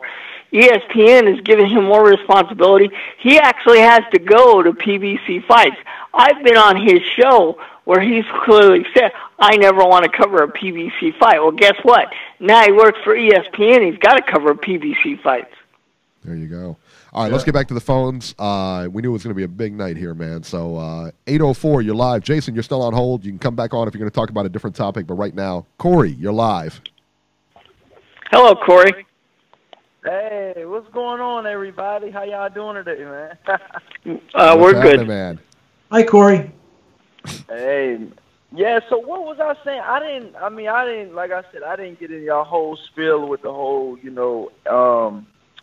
Steve Kim, that whole spiel. So I'm not agreeing or disagreeing with anything. I'm just listening. That's all, man. I didn't know like that he said anything or anything like that. I'm a brother of color, so, if a guy, retweeting that, I mean, it's definitely distasteful, you know what I'm saying?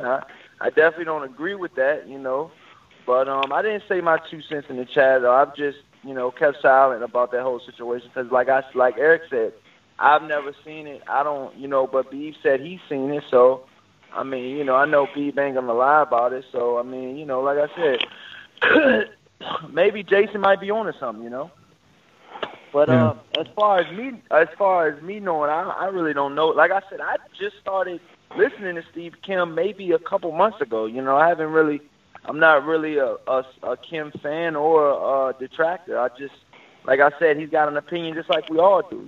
So I have nothing against the guy. Just like a lot of people don't like the guy that y'all had on before with the ponytail. What's his name? Dougie Fisher. Fisher, yeah. Doug Fisher. Dougie Fisher, yeah, Dougie Fisher. I like it. I like what he says too. I like what he says too. But a lot of people says that Dougie Fisher is biased because he works for Golden Boy. So it's just like it's like damn if you do, damn if you don't. These guys have jobs. Obviously you can't. You definitely got to watch what you say, and you got to watch what you. I guess you got to watch what you retweet. So I'm not a big Twitter guy, so I'll leave that for you guys. I don't even have a Twitter account. I've never had a Twitter account, though. Like I said, I'm on Instagram and a little Facebook, but mostly YouTube. So with that being said, man, I hope all y'all having a good week, man. And yeah, man, let's talk some boxing. How about that? Let's go. So yeah, So yeah, I kind of got into the show a little late. Obviously, I like the whole fight with Sean Porter and Ugas. I think it was a real competitive fight, man. I really do. I really do. I think it was a big competitive fight. I think both guys, definitely held their own. But do I think that Ugas won? I did pick Sean Porter to win on my show the night of the fight. I did say it was on Upset Alert on this show and on my show. But at the end of the day, I picked Sean Porter to win. Do I think he won? I'm going to go with no. And I'm going to go with a solid no. It's not an iffy no. I truly believe that you guys did win every bit of 7 rounds. One of the judges had it 8-4 for Sean Porter. I don't see where in the hell you give Sean Porter 8 rounds. 90 seconds. You only give you guys, which was a lot more busy, in my personal opinion, a lot more accurate. You only give him 4 rounds for the things that he's done. I don't agree. And I'm not biased. I'm not pro Sean. I'm not pro you guys. some guys, I had a couple Spanish guys on my live stream, and they're saying that he got robbed because he's not American. He's not an American. 60 so we got seconds. Those people saying that as well. That he's Cuban and that he wasn't born in America. So that's why he got robbed. Being that he's not from here. You got a lot of people actually saying that, not just people on my show. I've heard that more than one time. A lot of people said that about other Cuban fighters that fought. You know what I'm saying? So, with that being said, I with the Lord Canelo fight, people were saying that then, if you remember that, you guys. Back then, people were saying that, Lord wasn't born in America, and he's not getting a fair shake. But I'm like, neither was Canelo, though. So it's like, but I guess it's good to say it whenever, your fighter's in harm's way or whatever. But yeah, man, I think you guys outpointed him, man. I think 10 seconds. Win. But what's next? Hold on. Somebody, is a train coming? Hold on, Robert. Is that you again? See, Robert, you cut me off and you didn't even, it wasn't even you that time. It was just your background. That's how crazy. Yeah, I live next to a railroad track. Sorry, Corey. Now you got your environment interrupting people. Please, Robbie. Yeah.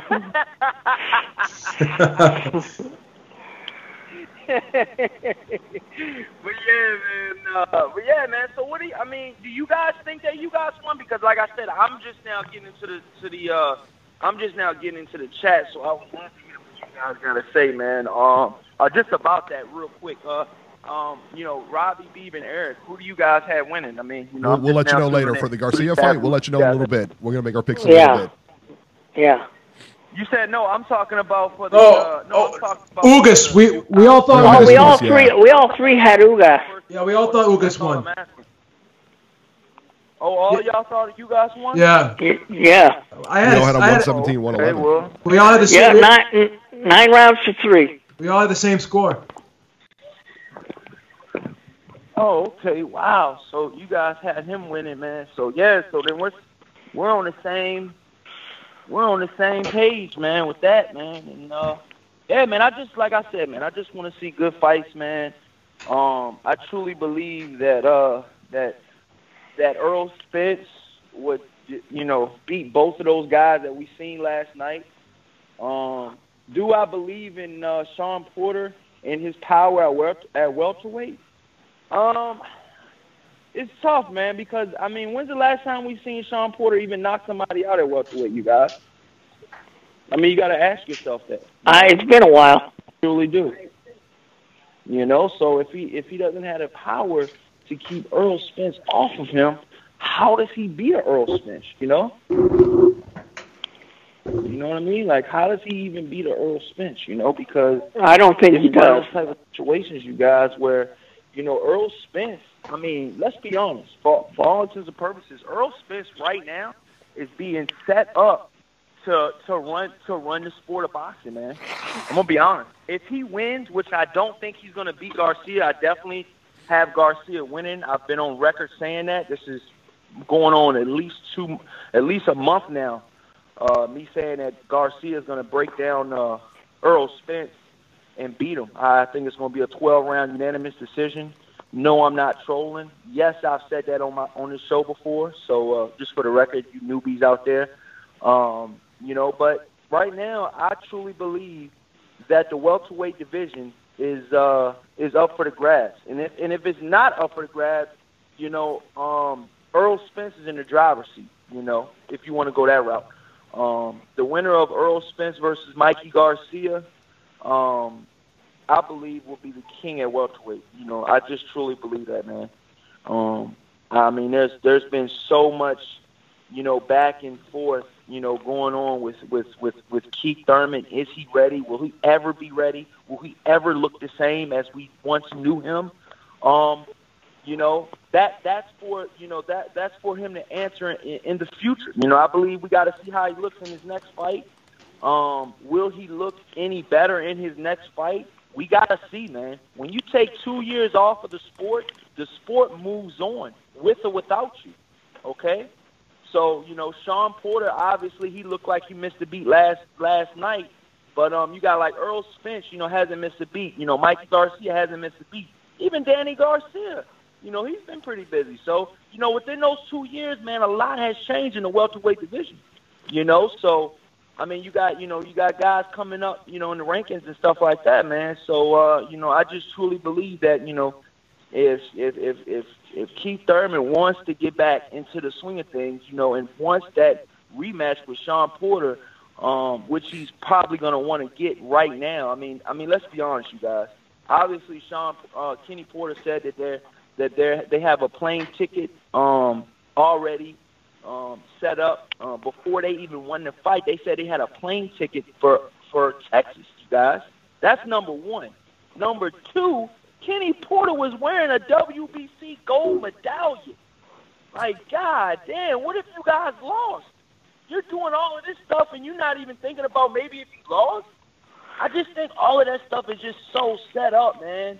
I mean, you know what I mean? Like, it's just so set up, dude. Just be honest, man, because if Sean Porter would have lost, you know, there would have been some money lost last night. You know, in the future of the welterweight division, as far as it goes to PBC. You know, if you guys won, I mean, he doesn't have a huge fan base. Yes, we thought he won, but business-wise, he wasn't going to sell. I'm going to call a spade a spade. You guys might not have said it. A lot of guys might not have said it. You guys won. It wasn't good for the business. You know? And you got to think about that when you're thinking about boxing. Like I tried to tell Eric and Robbie last time that you guys disagree with me. Boxing is a business first before it's anything else. If that's the and case, if it doesn't make dollars, it damn sure it doesn't make sense. I would agree with that. I would agree with that. But if that's the case, wouldn't they have given Charlo the victory over Harrison? Harrison sells. Harrison has a huge fan base in Detroit. Son, come on. Harrison doesn't sell better than Charlo. Are you dreaming, Corey? Are you dreaming? Come on, son. 58. Doesn't have a fan base? You trying to tell me Harrison doesn't have a fan base? 95. What? 95? I mean, what? What are you talking about? He had a pretty good turnout when he came back to Detroit, man. Come on, man. You're saying that he sells more than Charlo. Charlo's the name, my man. I didn't say that, though, Eric. When did I say that? I'm telling you, you're saying that Sean Porter is the business end of it. He's the higher seller, and they're going to be looking out for Sean Porter. All I'm saying is, at the end of the day, boxing is a business. We all know that, you know, you guys is not going to sell more than Sean Porter. That's all I'm saying. You know? That's all I'm saying. You know? No. It's that simple, you guys. It's that simple.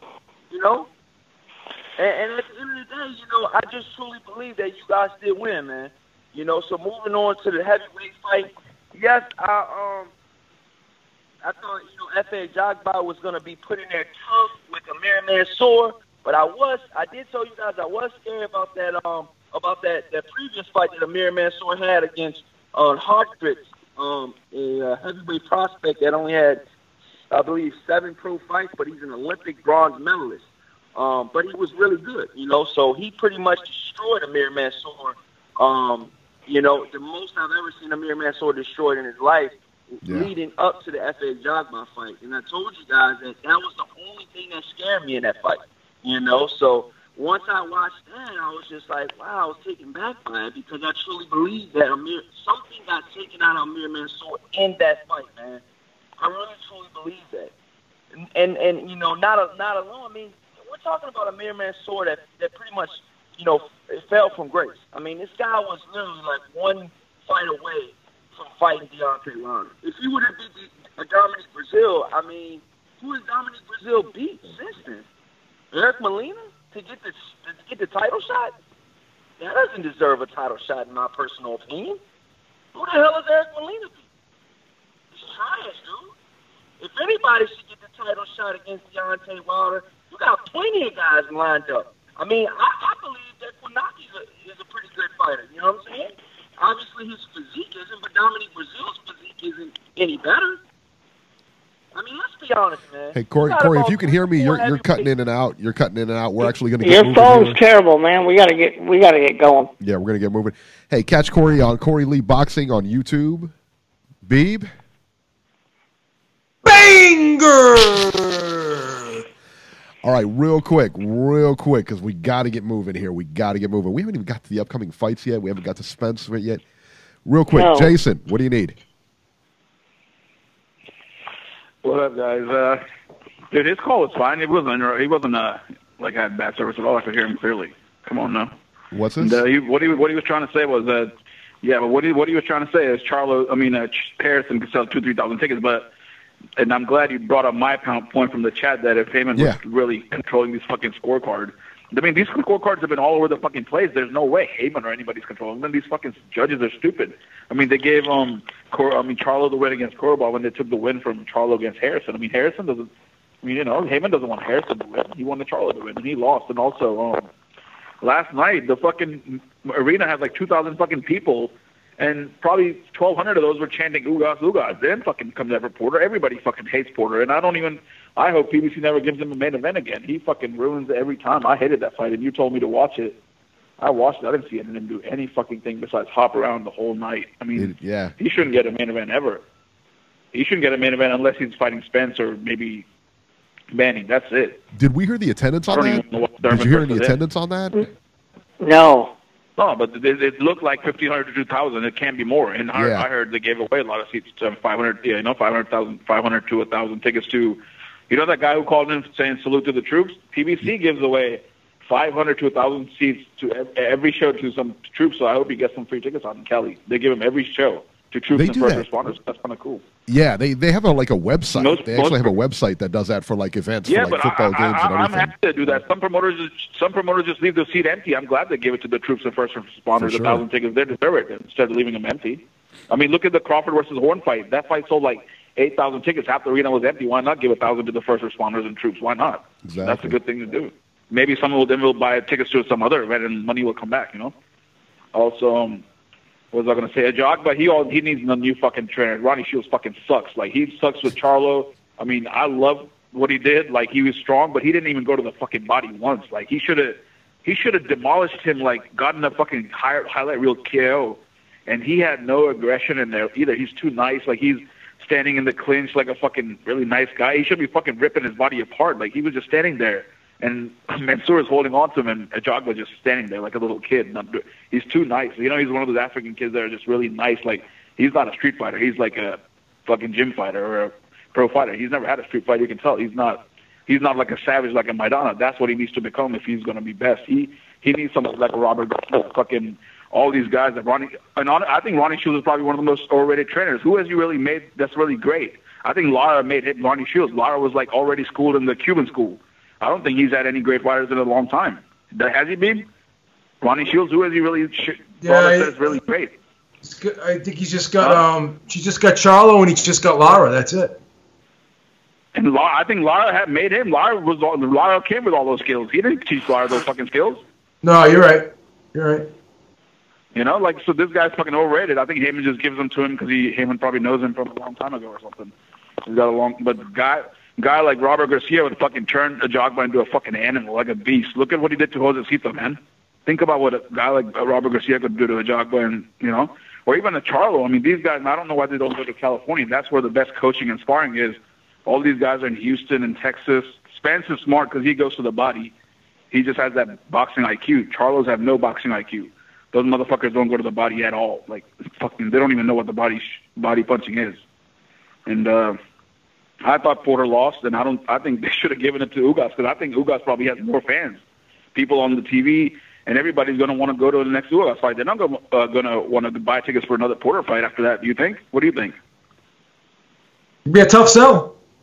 It'd be a real tough sell. He always shits on his own brand. He always shits on his own brand the way he fights. Like he never realizes that. Always. Look at the Berto fight. He ruined that fucking fight, headbutting him all night, just hugging and headbutting.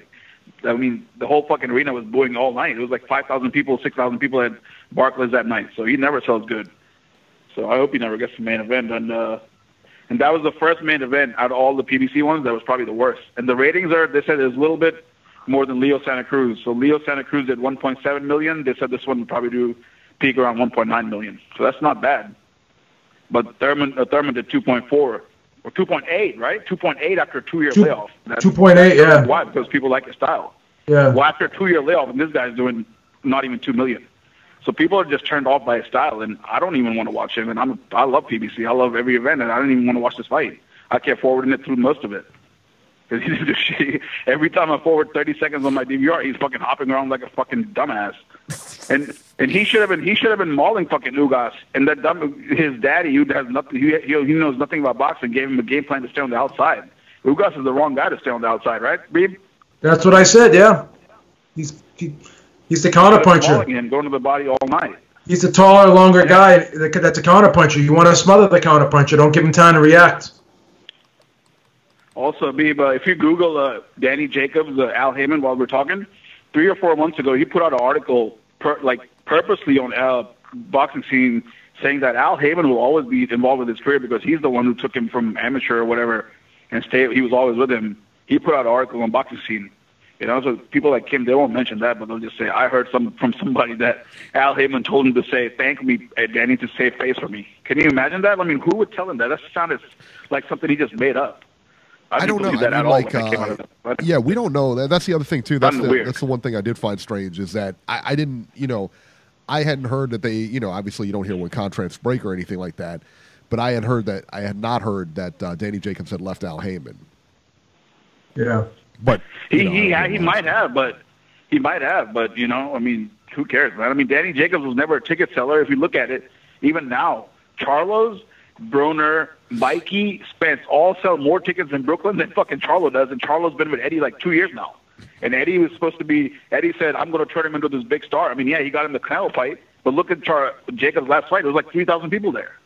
So he's not a ticket seller, and that's exactly why Heyman let him go, because he knew, I mean, what am I going to do with him? I'm not going to pay him $2-3 million when he's selling 3,000 tickets. Let Eddie pay him that. And he got him that HBO contract. Remember, they were paying him $2-something million, and HBO's fucking dead now. In 3 years, where's the zone going to be? If they're paying him $15 million for the Canelo fight, they could pay Canelo $30 million, $45 million for a non-pay-per-view fight. That model is like 10 times worse than PBC. So all these morons that used to say PBC's got a bad model, this fucking DAZN model is like way worse. How are you going to recoup $45 million off a fucking non-pay-per-view fight? Beep, can you explain that to me? I can't, because I don't know how they're going to do it. It sounds like it's they're putting up a lot of money. And it seems as though they're making a huge investment, and it's going to take a while for them to get their money back on their investment. At least that's what it appears to me. I don't have an inside track on anything, but it looks like they're paying a lot of people an astronomical amount of money, and there's no way to get it back. It seems, and because I don't think they're getting the subscribers that they hoped for. I don't think it's going to be sustainable, Beeb. Yeah, exactly, Robbie. I just want to say, there's this longtime boxing manager. His account on Twitter is boxing_ESQ. He's managed a lot of fighters. He said industry sources have told him that the number of subscribers is around 200K, so you can go on his page and look. I'm not saying he's exactly right, but that makes sense to me. I mean, DAZN is a small name, and when you hear that name, it never rings a bell, and that name is horrible, man. Like DAZN, when you hear ESPN Plus, that makes you want to buy it. When I hear DAZN, I'm like, what the fuck is that? It just doesn't even sound like something I want to get. That name is horrible. They need some cool name or something at least. But 200K, that sounds plausible to me. I mean, what do you think, babe? 200K? Does that sound about right?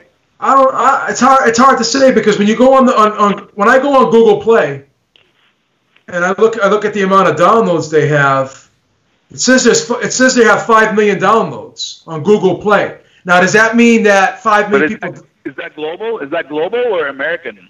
It could be global. So I don't know how many American subscribers they have. Right? They're in 7 countries. Right? Yeah. But when I looked back in October, they only had 1 million. When I looked back at October of 2018, they only had 1 million. Now we're in February.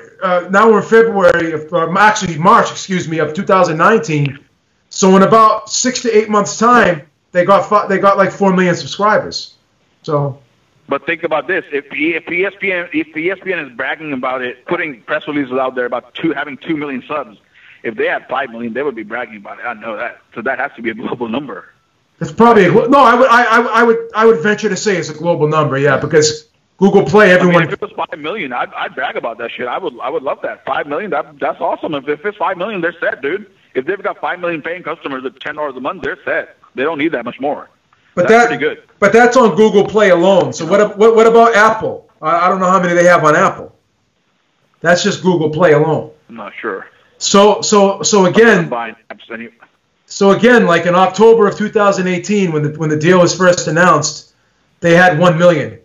Now they have 5. Now they have 5 million. So they added 4 million subscribers. Now is that obviously that's global, but still a lot of subscribers. Because remember too, they had that baseball deal too. What was that baseball deal with Japan they had, where they showed Major League Baseball in Japan? Yeah, they do. Yeah, well, so Japanese baseball. I don't know if it's MLB or not. They probably no, have Japanese league. No, it's MLB. They're showing the MLB in Japan. Yeah, they're showing okay. Yeah, it's huge. Even the Japanese league is huge. Yeah, the Japanese is huge too. They're huge. All right, Jason, man, we're gonna get moving here. 60,000 people. All right, we're gonna get moving here. Thanks for calling back. See, that was a nice calm, Jason. See that, Beeb?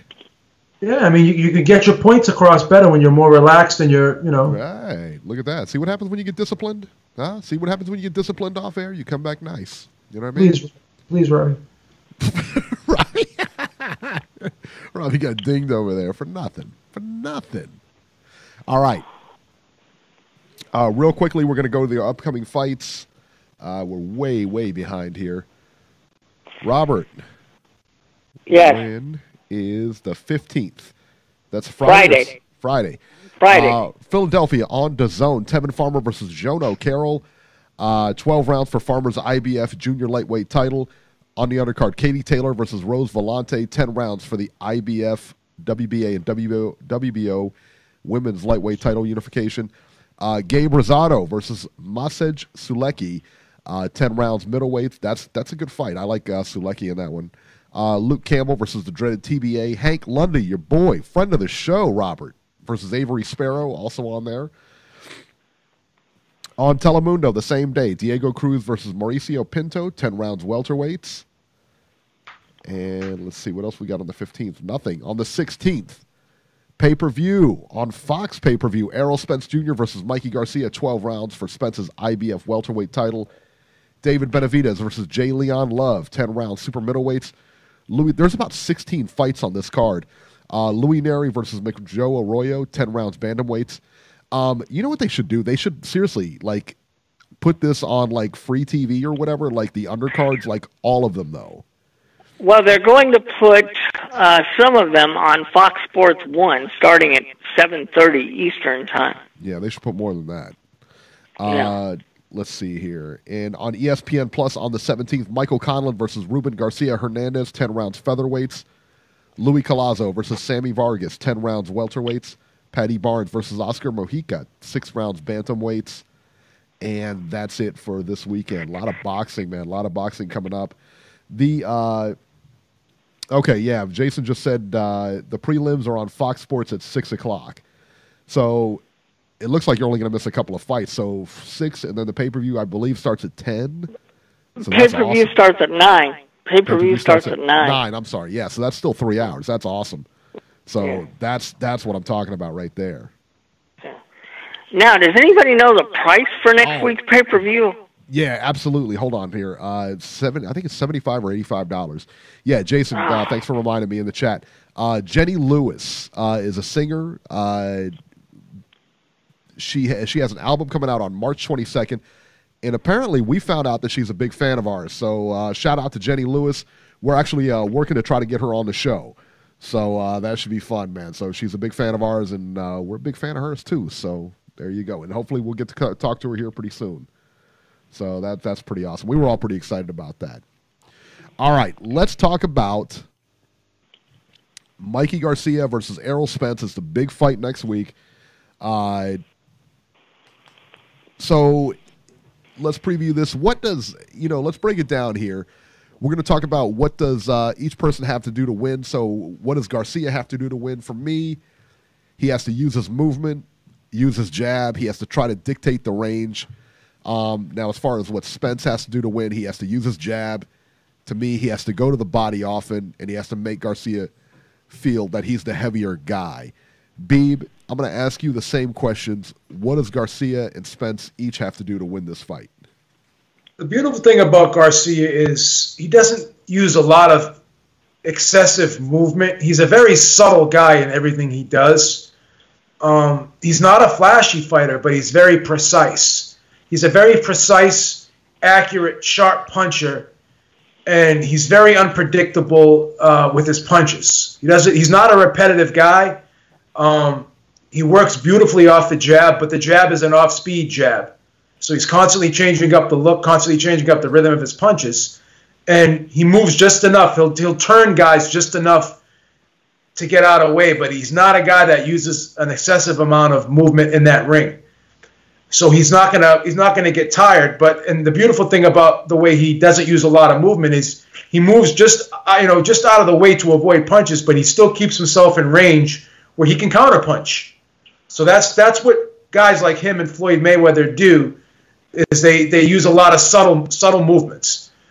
Now, the thing with Spence is he likes to fight inside. I mean, he likes to walk guys down, back them up against the ropes, and fight on the inside.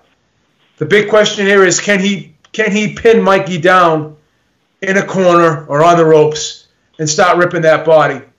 That's a big if, because Garcia is very good, as I said, of just pivoting enough out of harm's way, but not too far where he can't counter. So Mikey Garcia is going to be there. He's going to be there for the counters, and he's going to be able to score some of these counters against Spence. But the big problem is you have to think Spence is going to be able to hit Mikey at least once or twice with a good shot. So that's the big question. Will Garcia be able to withstand the big punch from Spence? And my answer is this. I'm going to say, because Spence doesn't have that one-punch knockout power, and because he does get hit a lot from the outside, like we saw Kell Brook really do well from the outside against Errol Spence. And Errol Spence had to actually impose his will and walk him down and close the distance. That's how he was able to get Errol Spence, get Kell Brook out of there. So the big thing is this.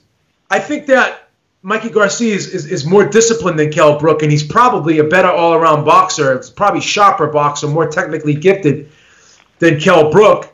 So if you break this down, I think that Garcia, if he uses his boxing ability and fights a very disciplined fight, which he has always done, he's a guy that doesn't make many mistakes in there.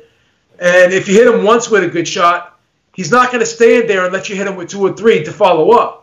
So the thing is, if Spence lands a big shot and Garcia doesn't go bye-bye and his legs don't go spaghetti-legged and he doesn't get wobbly and doesn't get hurt, then he'll be able to regroup and get back to his boxing, and he'll be able to outbox Spence and counter him and pot shot him very well from the outside. And that's the thing. I don't think Spence has that one-punch knockout power to really stop Garcia in his tracks and hurt him enough where he can just jump on him and overwhelm him. So if he doesn't have that ability to hurt Mikey Garcia and take him out of his game plan, then Garcia is going to win by decision. He's going to outbox him. I think he's the better boxer. I agree with Steve Kim 100%. Let's break this down. And let's look at the advantages here. What advantages does Spence have over Garcia? He's bigger, but is that really an advantage if you can't use your size? If you're not able to use your size? Probably he hits harder, but does he hit that much harder? Is he faster? I don't think so. Is he a better boxer? I don't think so. Is he better defensively? I don't think so. Is he a better counter puncher? I don't think so. Is he a more accurate puncher? I don't think so. So maybe the one category we can give him an advantage in is punching power. So if he doesn't get Garcia out of there and he doesn't hurt Garcia, then Garcia has all the other advantages. I mean, he has one advantage over Garcia, and that's punching power. And that's it. What other advantages does he have? So, based off of just the overall skill of Mikey Garcia and the discipline in which he fights and the versatility in his style, I just think that he has the tools to beat Errol Spence, and I think he will outbox Errol Spence, and I think he will pot shot him from the outside, and I think Spence will get tagged with a lot of counter right hands in this fight, and I think that'll upset his rhythm and disrupt his rhythm, and I think that'll prevent him from getting inside like he wants to in this fight. So I'm going with Garcia by unanimous decision. Wow, Beeb's off the rails here. Robert, you heard Beeb.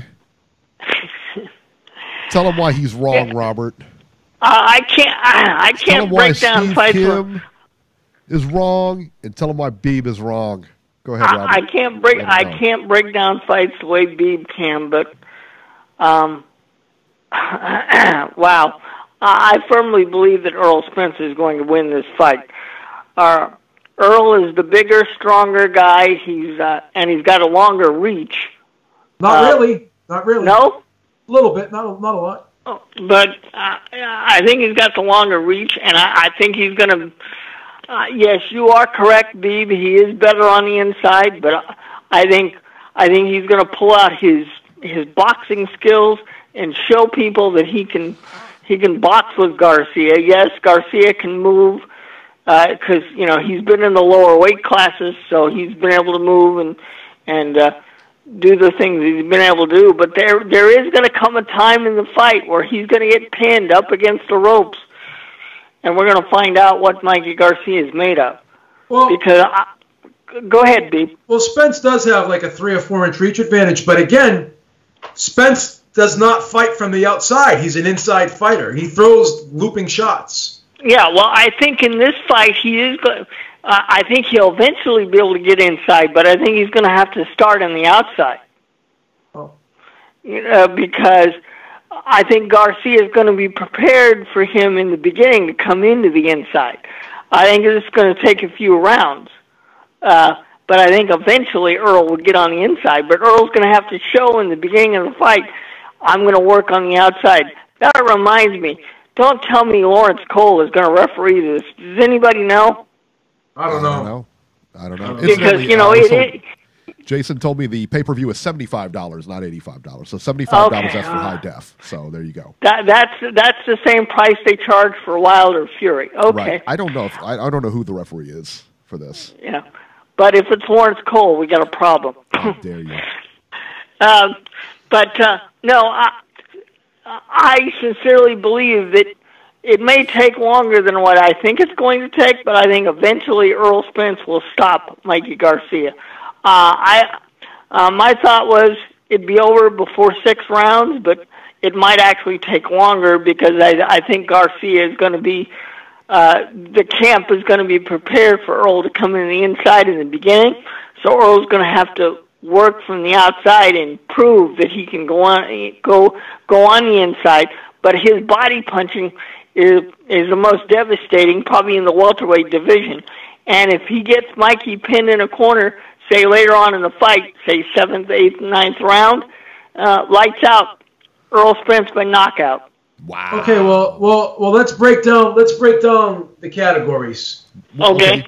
So let's talk about the speed. I think as far as speed goes, I think it could be a push. I think that Mikey Garcia is fast, but Errol Spence is just as fast. I'm gonna give Garcia a tad bit of the advantage in speed, slightly. All right, what about you, Robert? What do you think? I think because Mikey's been in the lower weight classes, I think speed is going to be his advantage.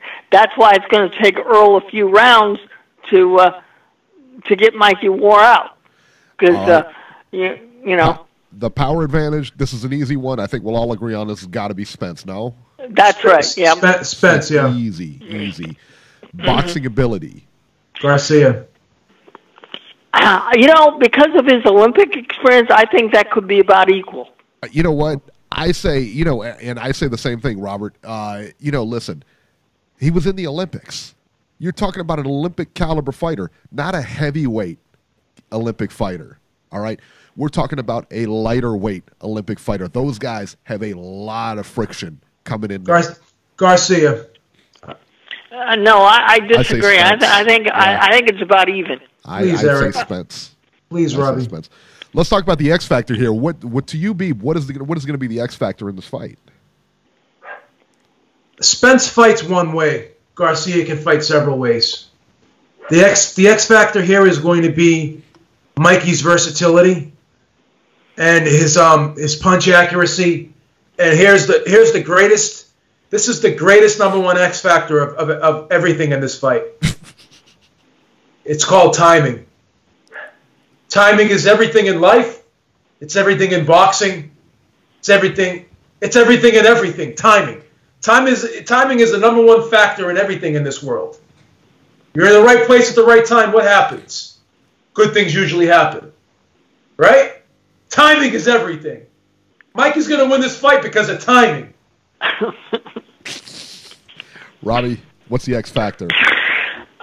Look, I think the X factor is honestly going to be the home ring advantage. This is going to be the first time he's going to be in front of his home fans.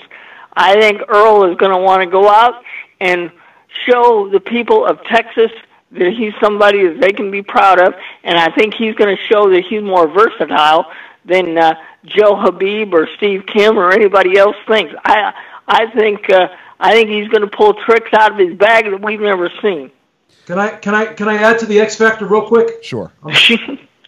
X factor number 2, which is a very close number 2. We're gonna X factor 1 and X factor 1A.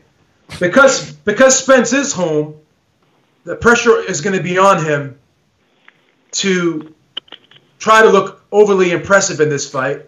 He's going to go for the knockout in this fight. And I think because he's going to be so overly aggressive, when you're overly aggressive and you're putting a lot of pressure on yourself because you know you're in there with the smaller guy, and if you're the bigger guy and you're the heavily favored guy, you're the guy that everyone expects to knock the smaller guy out, then what happens? You're putting a lot of pressure on yourself. And what happens when you go looking for the knockout? It usually doesn't happen, and you end up taking stupid chances, and you end up putting yourself in harm's way and making mistakes. So that crowd, that home court advantage could actually work against him. See, Garcia's got nothing to lose in this fight. I mean, he's a smaller guy. He loses, well, he's just a smaller guy. He wins, well, he did what he told you he was going to do. Spence, all the pressure is on Spence in this fight. Because in a lot of people's opinion, he took a soft touch. He's taking a fight in which a lot of people think is a mismatch in his favor.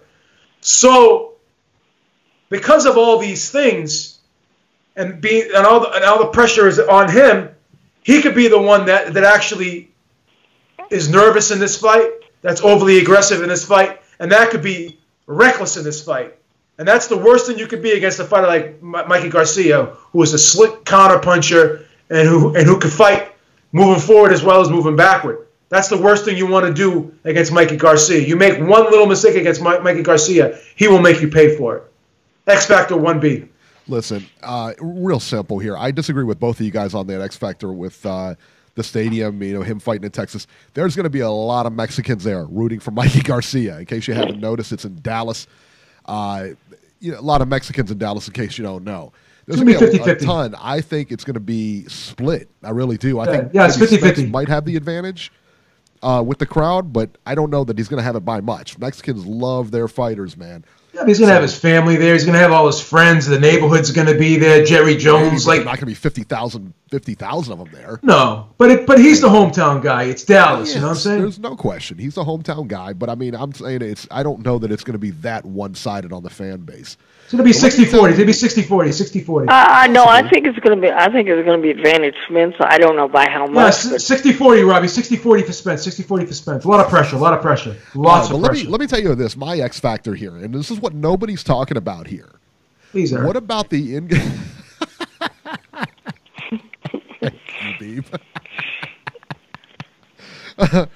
what about the increase in weight for Garcia? How does that affect his stamina?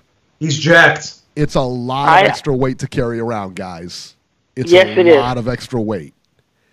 I'm telling you right now, that's going to be the factor. Well, he probably walks around right now. Probably walks around at 155. Probably walks around at 155. Doesn't matter. It's a different animal. Please, Eric. Different animal. You're out of your element here, Beeb. This is a different animal. Whoa! Whoa! Talking about chemistry, elements.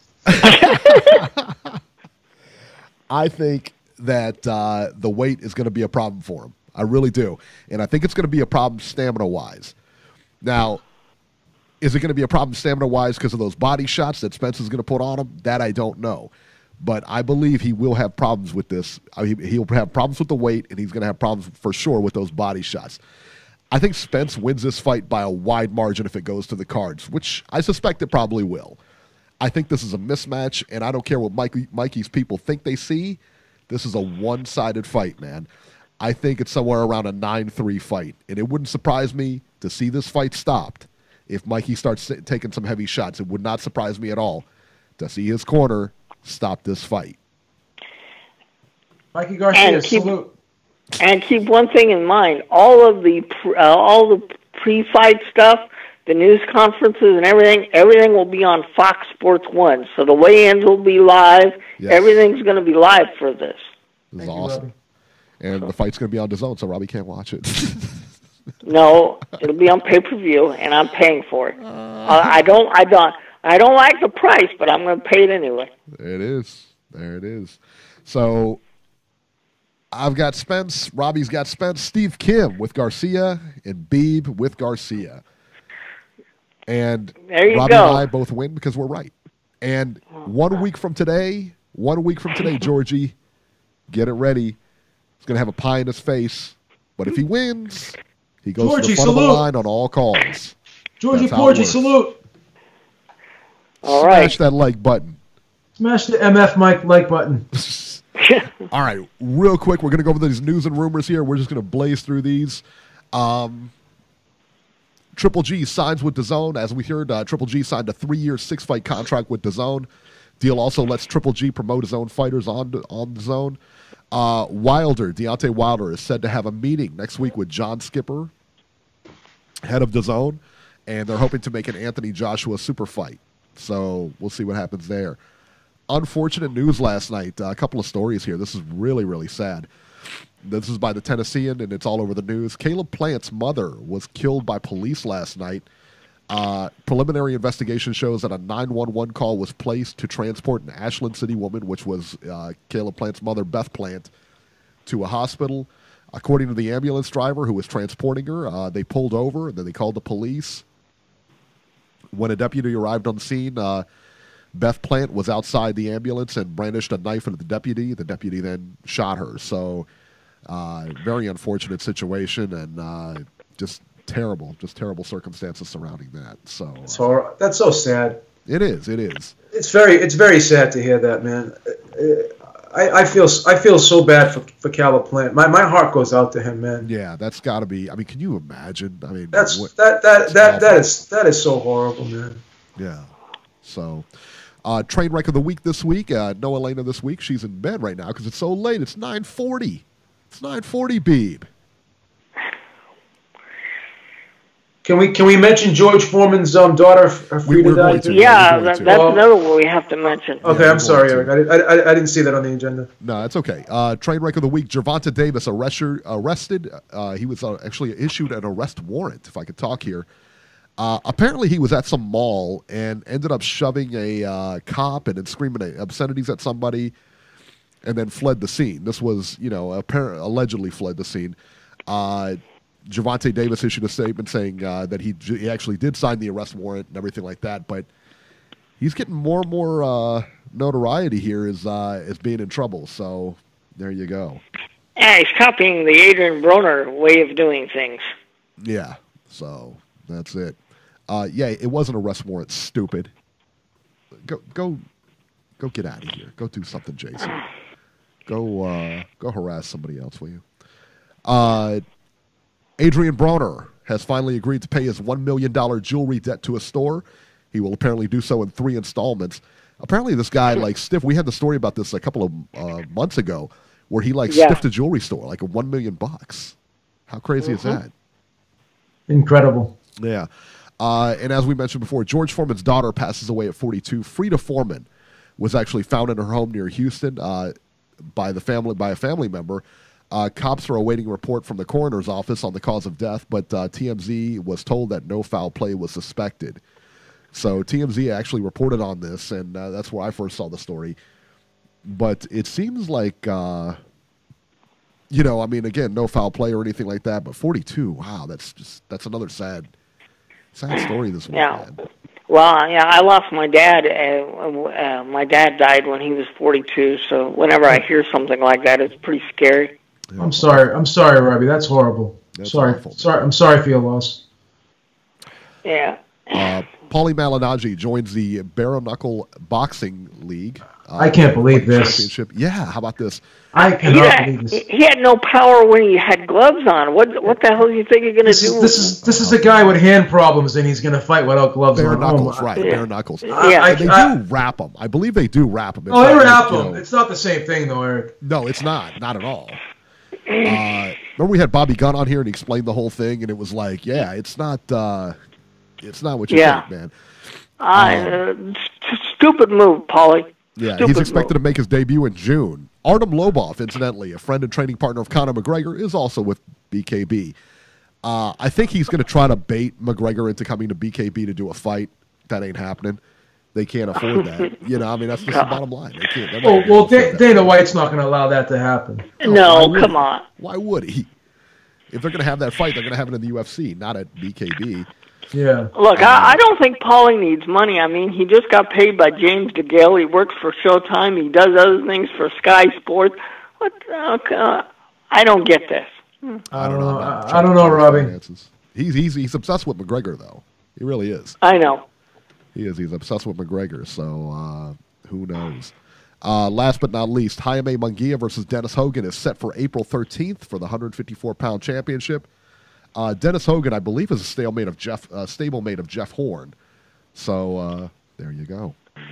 Okay. And that will finally do it for this edition of Ringside Reporter. As always, catch Robert on Twitter at Ringside Robert, or you can call Ringside Robbie's Corner at area code 773-572-7781. And after you're done listening to the show, if you want to leave me a message, go ahead and do so. There you go. You can catch Joe Habib on Twitter at JHabib1 and find our YouTube channel at RingsideReporterLive.com. I'm at Ringside73, and we will see you next week. Smash the motherfucking like button. Thank you for using Blog Talk Radio.